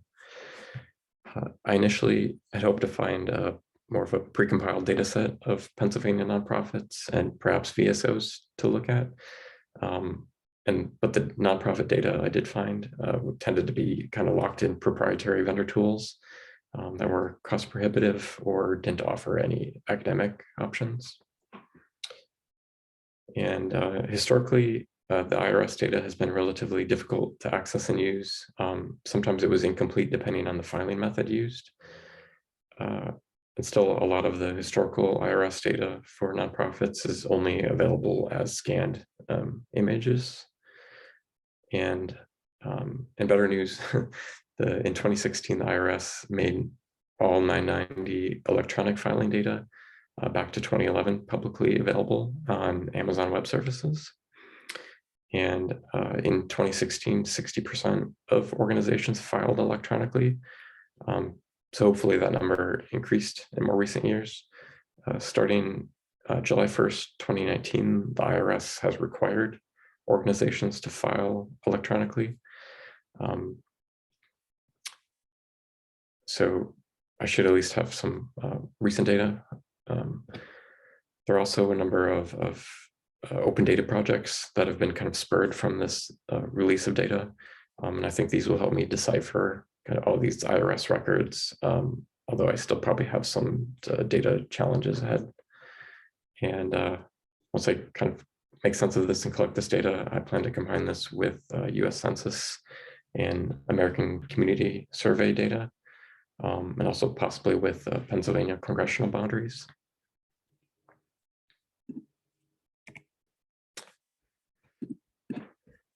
Some of the results I anticipate are that VSOs might differ in usage based on rural versus urban areas due to some of the demographic differences between the characteristics of veterans that live in those areas.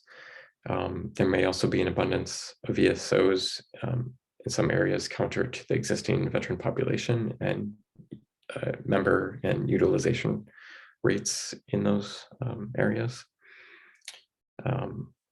I'm also thinking that the impact of some of the non-traditional VSOs may be less bound to the spatial location due to their kind of digital first models.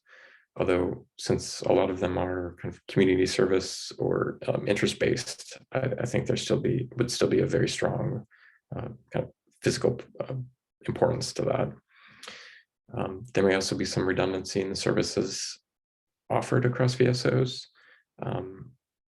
And this redundancy kind of acting as a catch-all approach for veteran resources may lead to information overload in the veteran community, which can also act as a barrier for utilization of the VSOs, as well as other help-seeking activities that veterans might pursue. The timeline I have for this project is to do some kind of data gathering and data wrangling, and primarily in maybe February. I want to start analyzing the data and do initial plotting and investigations in kind of March, April timeframe. Do some geocoding and mapping into April.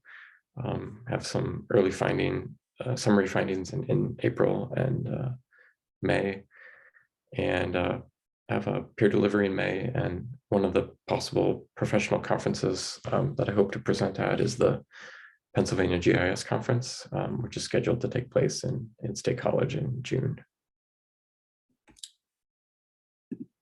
So, do you have any questions? All right, thanks, Matt. Looks like you might have one in the chat box.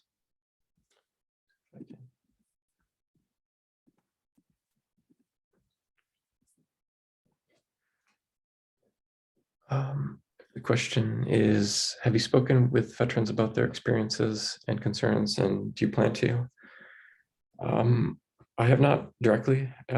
So there's a Penn State group, the Clearing, it's a applied research group, the Clearinghouse for Military Family Readiness, and they work with some veterans directly, and they work with a lot of veterans groups, and I've been working with them a little bit. I think it'd be interesting to maybe get some feedback from veterans on kind of what their experiences are.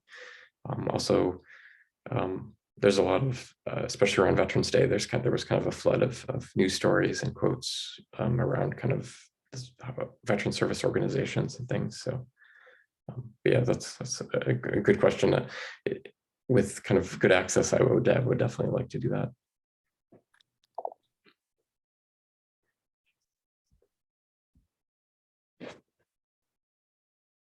Other questions for Matt?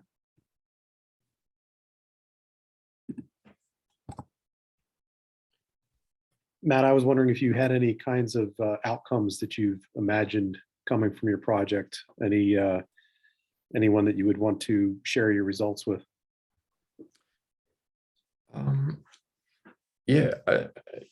was actually a little surprised not to see more, I guess, spatial data on VSOs and sort of like maps to find them. I would imagine that would be kind of one of the main things that veterans would like to do. So I think one of the outcomes that would just be sort of a nice data set to share.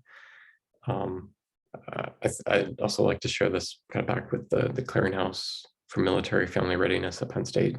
I think they're interested in some of these resources, especially in some of the urban areas that they've been working with in the neighborhoods in Pittsburgh. So. Yeah, good. Okay. Well, thank you, Matt. Looks like Mark Mercer might have a question for you. Yes, if I can get unmuted here. Just curious, I know some VSOs coordinate activities with outdoor facilities like ski resorts and so forth to provide veterans, especially disabled veterans with new experiences sometimes to help them in their reentry to society. Is there any thinking about maybe finding which of the VSOs that you find in your surveys that have these activities and connecting them, showing them in some way on the mapping activity? Yeah, I think I'd definitely like to maybe highlight some of the larger VSOs and those activities. At least try to capture the mission. I think some of them are very broad in what they do, and kind of changing in flux. But yeah, if data like that is available, I think that'd be interesting to try to represent. I just thought it might tie in with the rural aspect of it. So. Yeah. Mm-hmm.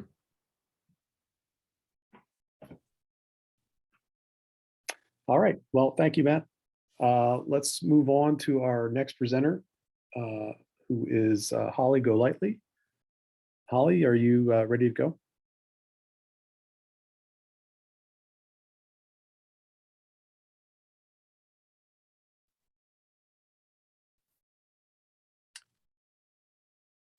Hello, Holly, are you there? I see Holly is on the Zoom call. Here we go. So Holly, I can see your slides now, but I can't hear you yet.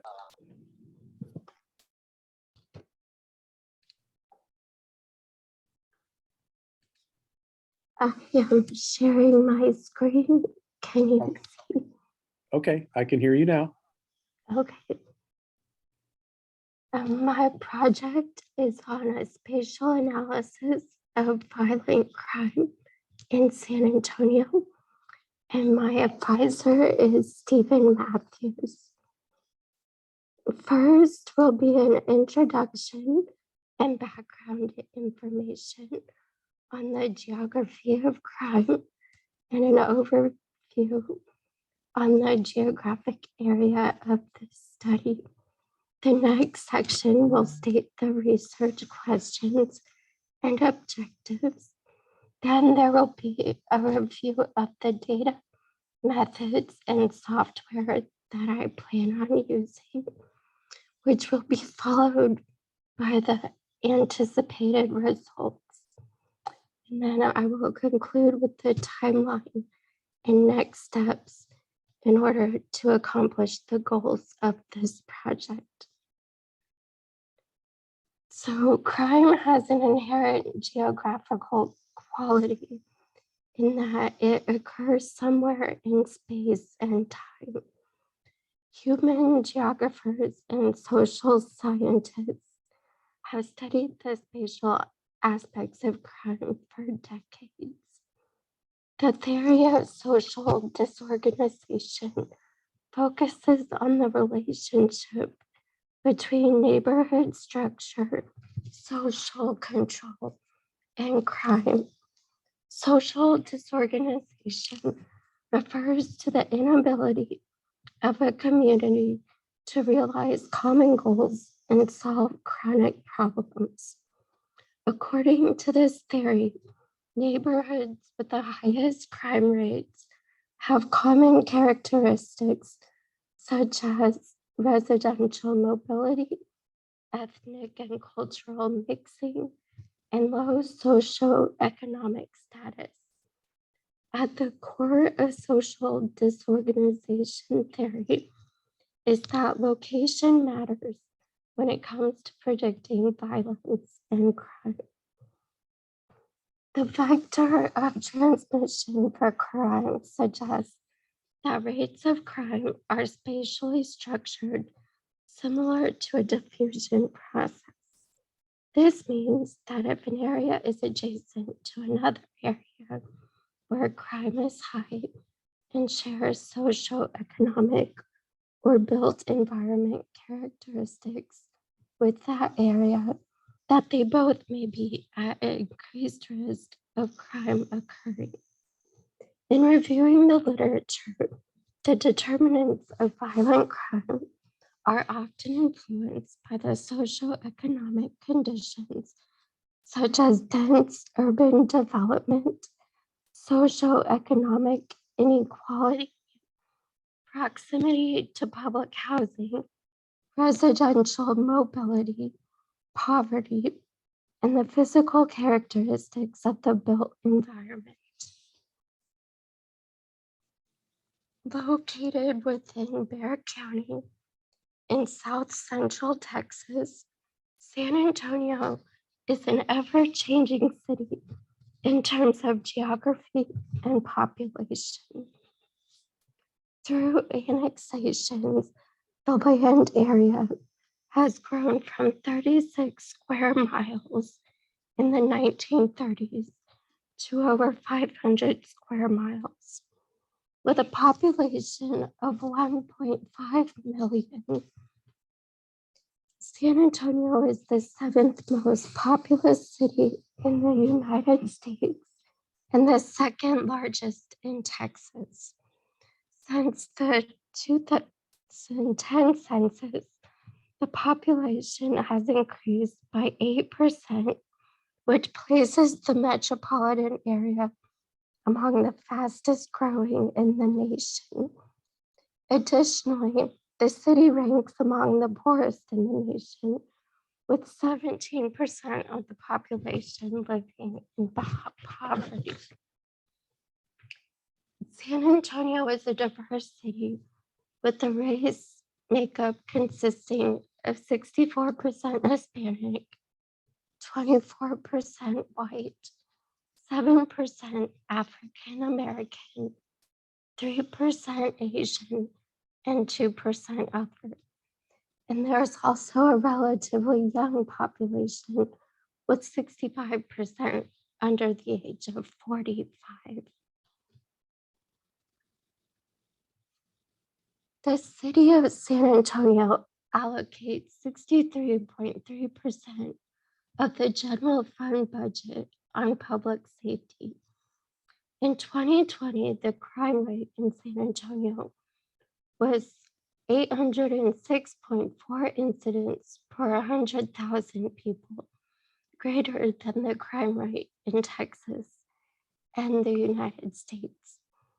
The San Antonio Police Department has implemented community policing initiatives to establish partnerships between the police and community. The department created a crime prevention and community policing unit known as the San Antonio Fear-Free Environment, or SAFE, to identify, evaluate, and resolve crime problems with the cooperation of community residents.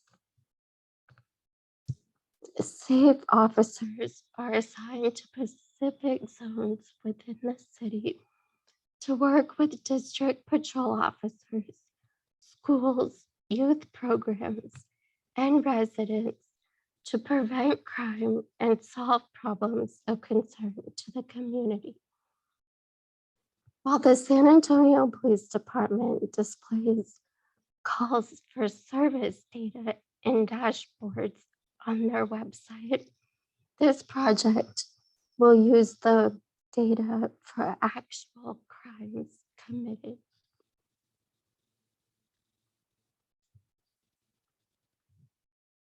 This project will utilize geographic information systems and spatial analysis to examine the spatial patterns of the built environment, the determinants of violent crime, and furthermore, detect the spatial concentrations of violent crime incidents over time. The three main research questions include: where did violent crimes occur in San Antonio? What is the spatial distribution of the different violent crime types? And what are the factors that influence sexual assault violent crimes in the neighborhoods of San Antonio?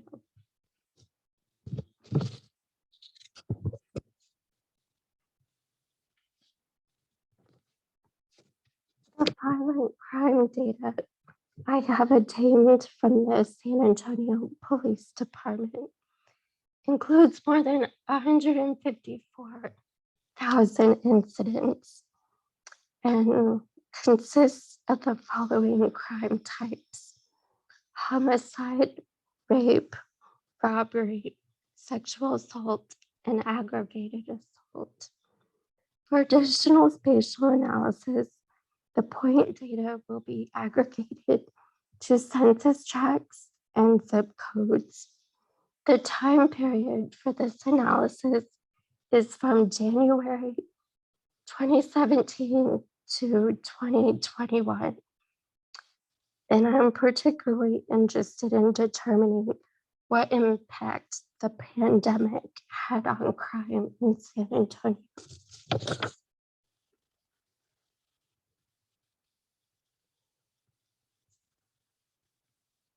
The base data consists of census tracts, zip codes, and the violent crimes reported to the San Antonio Police Department. The socioeconomic characteristics include poverty, race and ethnicity, employment status, and educational attainment. The built environment variables include housing occupancy, alcohol availability, highways, and parks and greenways. This table includes a brief description of the data, the year, and the source of the data. The base data, such as census tracts and zip codes, are from the U.S. Census Bureau and the Esri Living Atlas. The crime data was acquired from the Southwest Texas Fusion Center, which is included the San Antonio Police Department. The socioeconomic data is from the American Community Survey. The built environment data, such as parks and highways, is from the City of San Antonio GIS Department. And the location of alcohol selling establishments is a list from the Texas Alcoholic Beverage Commission that will be geocoded and spatially joined to the census tracts in order to determine the rate of establishments per 1,000 people.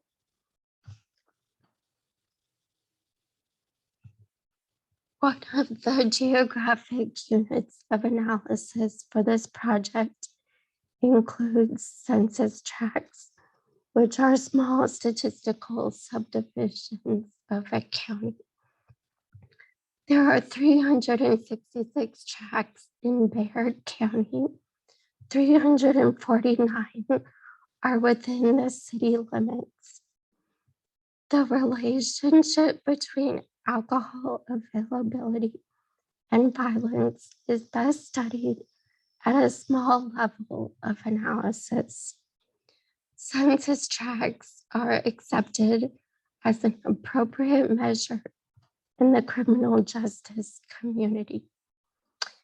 And while other historic cities such as Boston and Chicago have long established neighborhood boundaries, the growth in San Antonio through annexation makes defining boundaries difficult to define.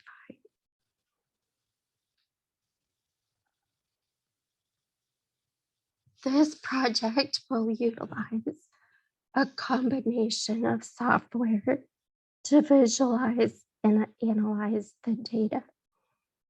Esri's desktop software, ArcGIS Pro, will be used to combine the data from various sources and formats for geoprocessing tasks and to aggregate the data to the census tracts and zip codes.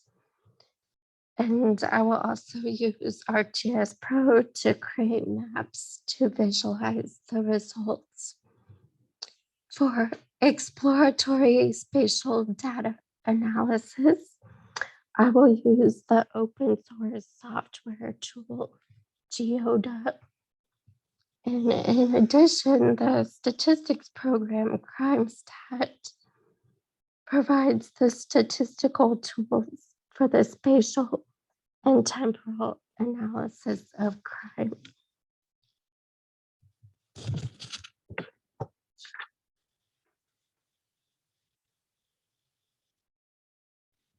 This project will integrate spatial data and apply visualization and statistical methods to bring insights to the crime patterns.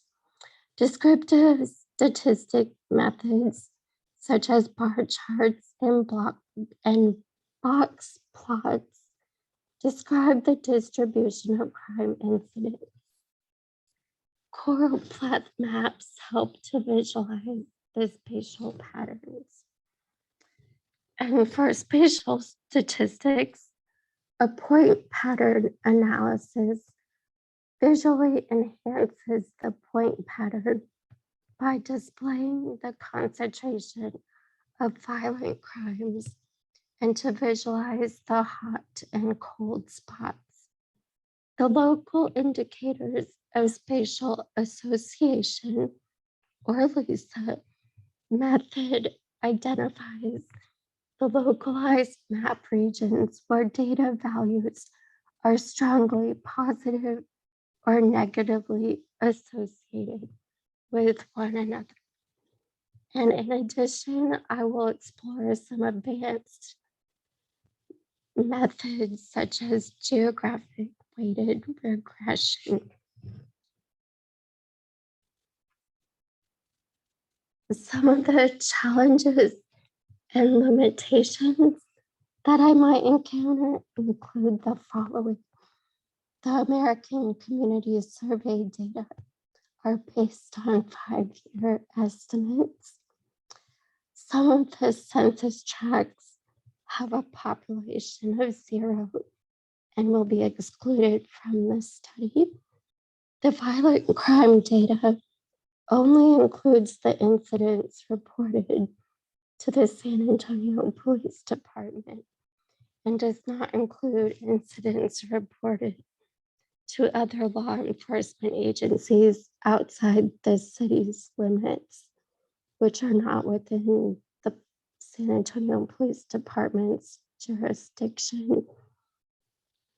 The violent crime data only contains incidents with a validated location and omits the incidents where the location is unknown.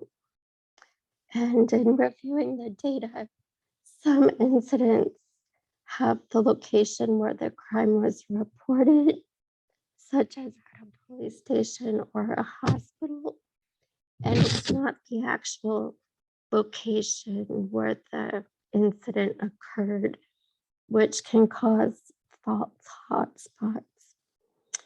And violent crime is not always reported, especially sexual assault. And as we all know, spatial data is special, and there are effects of aggregation on spatial patterns or the modifiable aerial unit problem. So in order to address this issue, I will be using both census tracts and zip codes to see what effect aggregating the data has. As for anticipated results, spatially, the built environment variables are significant predictors of violent crime. Crime events tend to cluster in low income and racially, ethnically diverse neighborhoods. And the temporal, I'm particularly interested in seeing the impact of the COVID-19 pandemic. Across the country, it has caused elevated crime rates. So I will leverage the time and date stamp within the data to explore violent crime events before, during, and after the emergency declaration enforcement, which in San Antonio started on March 18th, 2020, and concluded on March 10th of 2021.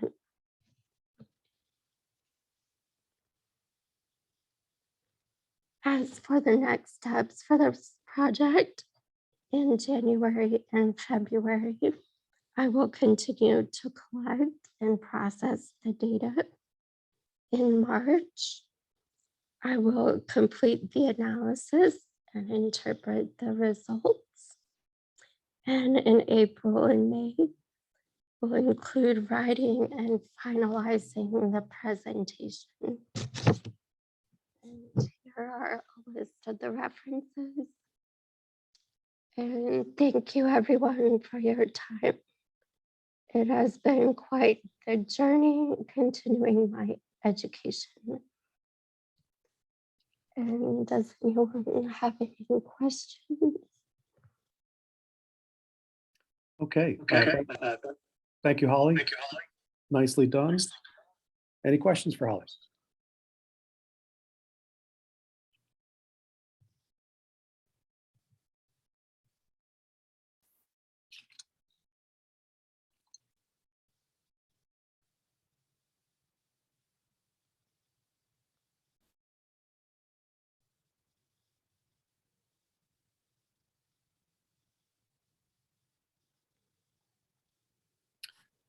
What comes to mind for me is I think the pandemic will certainly add some interesting wrinkles to what you find, I would expect.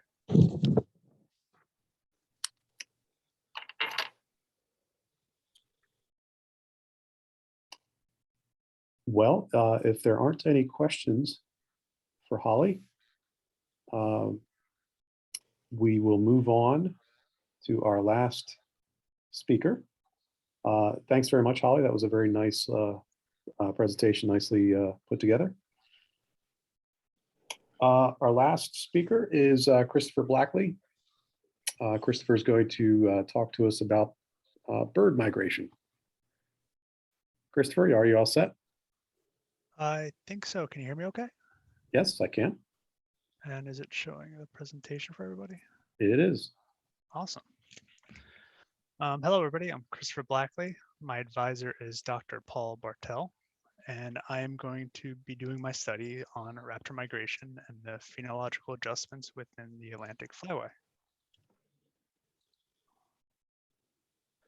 So for this presentation, I'll be going over background information, past research and what it tells us, the goals for the study, followed by the methodology, timeline, and the future direction.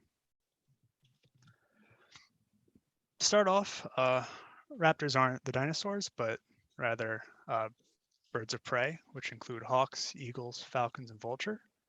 And this project is going to be covering the fall migration, where hundreds of thousands of these raptors migrate south from their northern breeding grounds.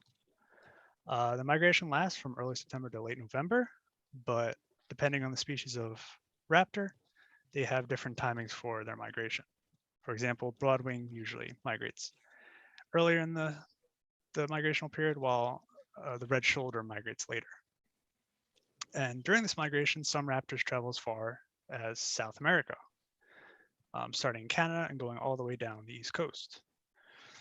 However, some species are also partial migrants, and they don't travel nearly as far, some staying within the United States or even Canada. And lastly, migration is necessary for survival, but is a period of time with the highest mortality for these raptors. It's unpredictable and dangerous, so it's very important for conservation to be studying this period of time. So I mentioned my title, the Atlantic Flyway. What it is it's a large area in eastern North America. This area represents the general pathways that raptors use during migration.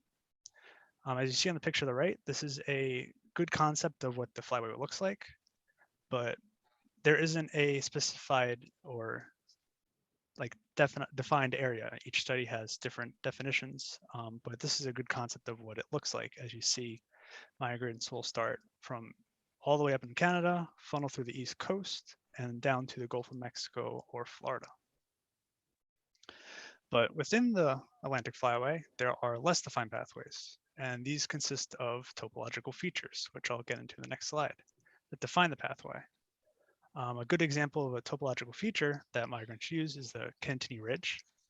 It has been studied for over 80 years by many hawk watches, one being Hawk Mountain Sanctuary in Pennsylvania. And why are these topological features important? Well, they aid the flight of birds.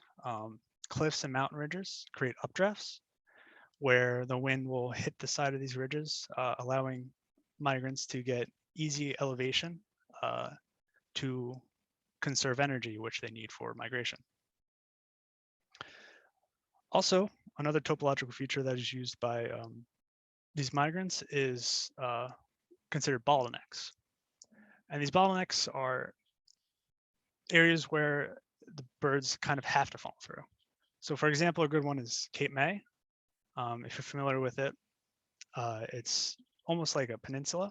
So hawks migrating down the east coast are faced with this area where there's water to their north, to their south, east, and west.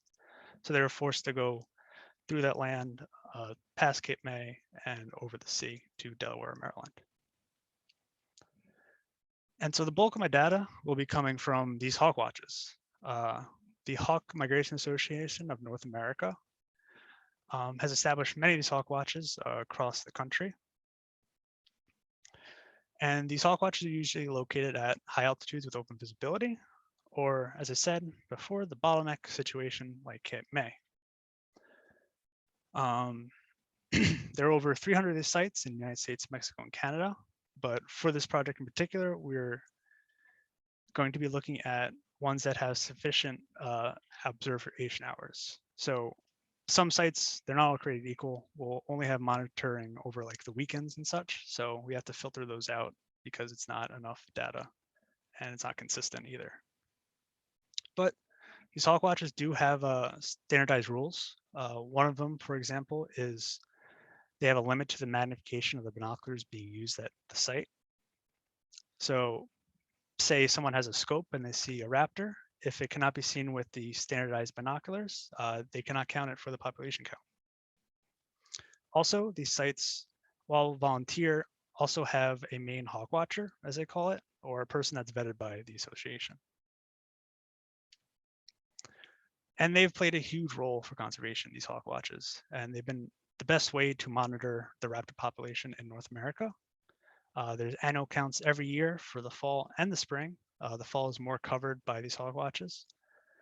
And one great example of this conservational effort was at Hawk Mountain Sanctuary and Silent Springs, where they identified worrying population trends for many raptor species in the 60s.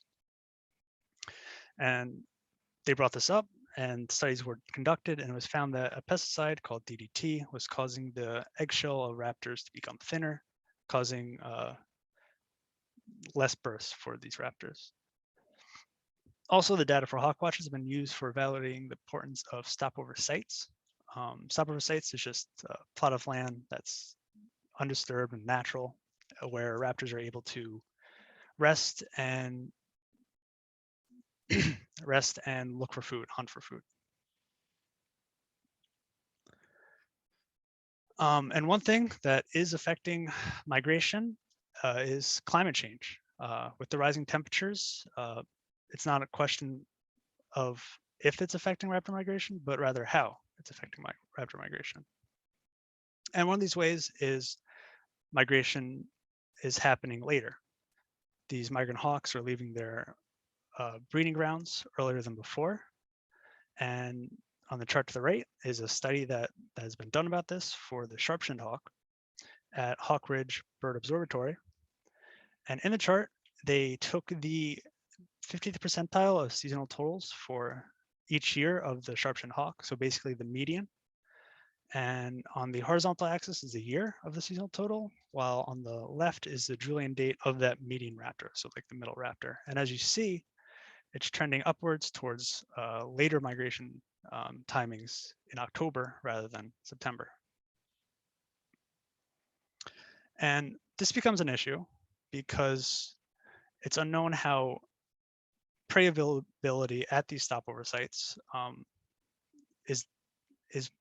we don't know if it's affected. So we're not sure if raptors are traveling and missing out on these food resources that are needed because of this later migrational period.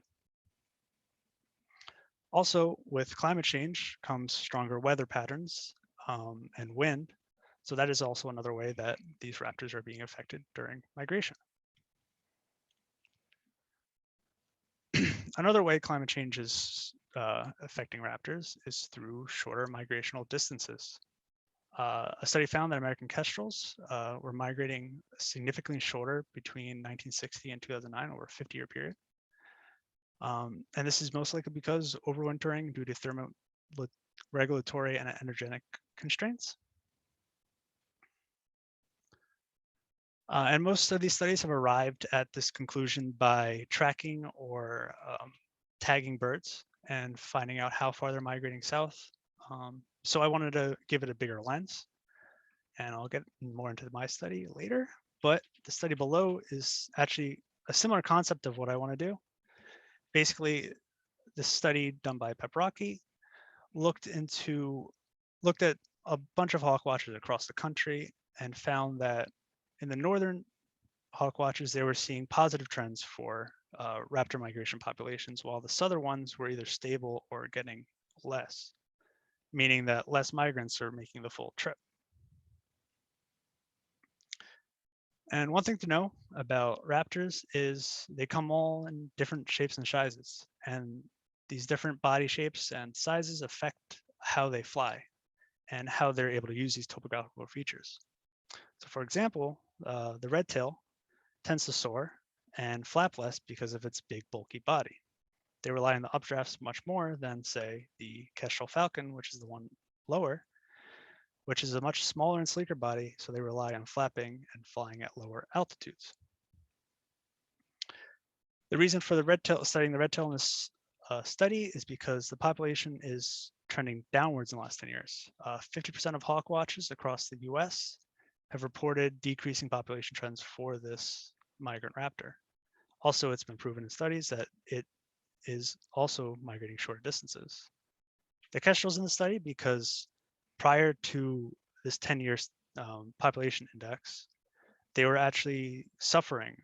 The population was decreasing a lot, but good news is their population is stabilizing over the last 10 years, but they also are trending to shorter migrations according to some studies.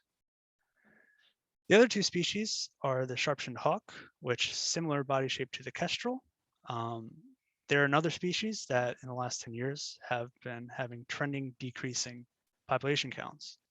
Across 55% of the hawk watches in the US have been seeing downward population trends. And lastly, the bald eagle is the biggest bird in the study.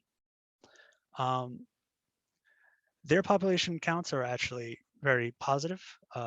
They've been increasing pretty much since the ban of DDT, but I wanted to include them in the study because they're known to be partial migrants. So even though we're not really looking too much into them because of they're not really a concern for conservation, it should be known how they're affected by climate change too.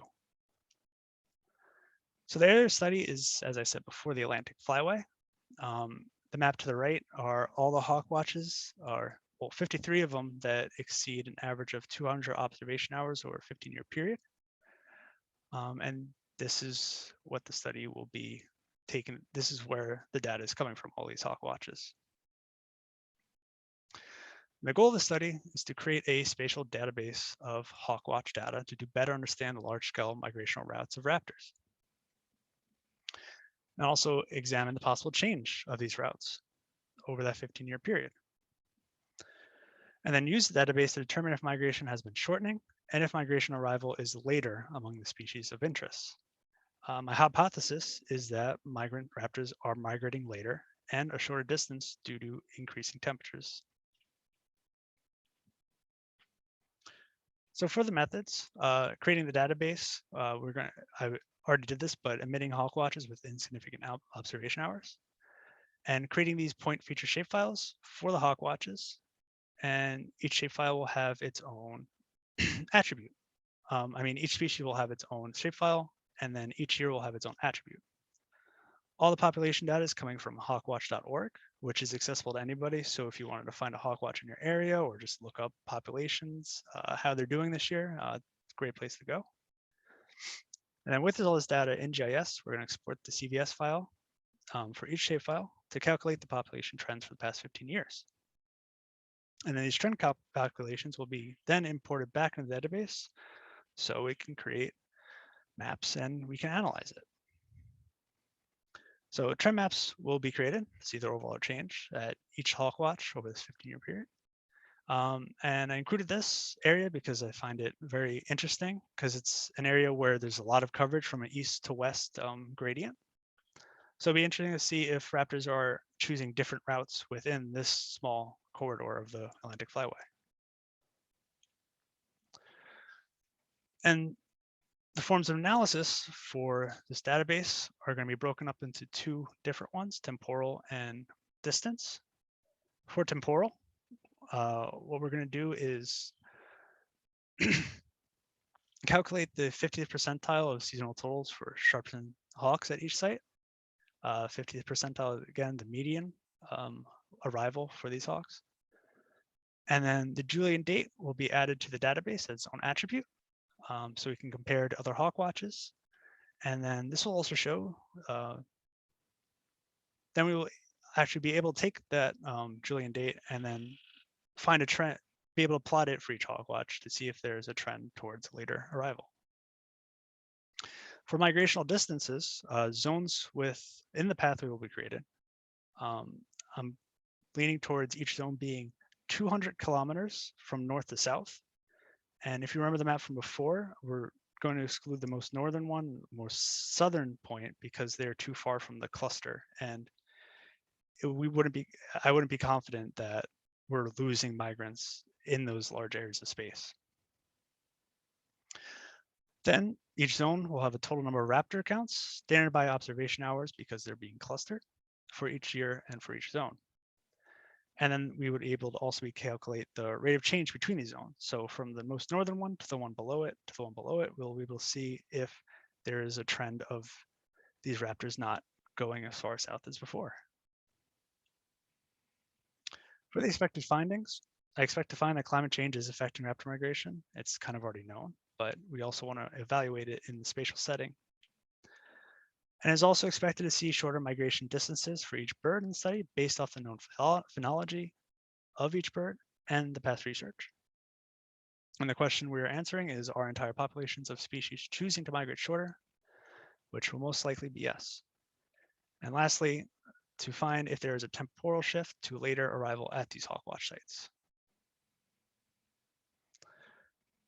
So for this project, the main bulk will be creating the database, as I think it will take about 6 to 7 weeks. And then 4 weeks of data analysis, I think would be sufficient for this project, with another month for interpretations and finalization. And I plan to start that now because we'll start this right after this week of classes, just because my class is next semester. And with this database and with this analysis, I hope to expand the discussion of raptor phenology during the fall migration. It's a very important time of year for raptors as their mortality is higher. So understanding this area time is very important. And then using this research to bolster up the push for raptor conservation, development and maintenance of stopover sites would be very helpful. And then even use the database for further analysis, as I think there's more to be done with this database. I think a lot can be analyzed when completed.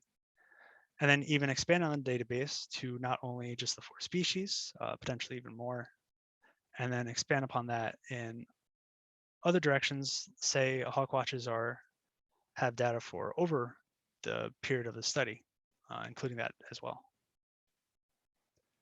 And that is the end of my presentation.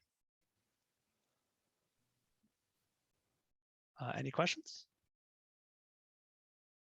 All right, thank you, Christopher. Nice job.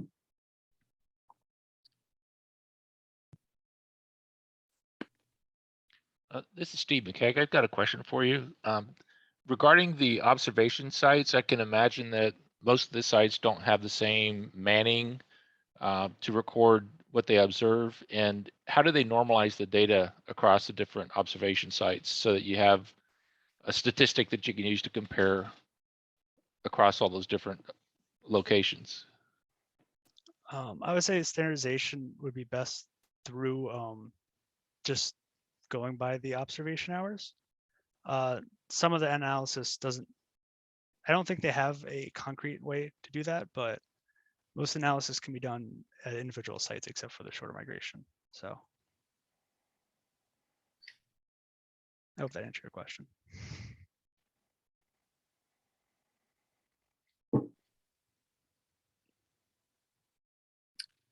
Christopher, I was wondering, is tagging of birds part of the Hawk Watch program at all, or not? No. Tagging birds is usually done separately by other studies. This Hawkwatch Migration Association only really focuses on hawkwatches, for my understanding. Okay. And they count the birds as they fly through, and identify them too.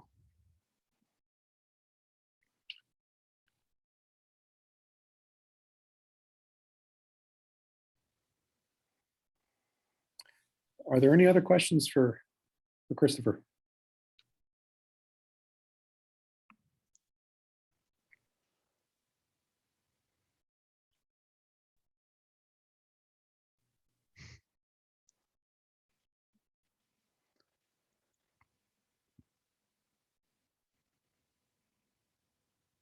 All right, well, I think that's going to do it for tonight. Thank you. I want to thank, our presenters for putting together another set of engaging talks across a wide range of topics. Just a reminder, please fill out the peer review form for our presenters tonight. I posted a link to it again in the chat box.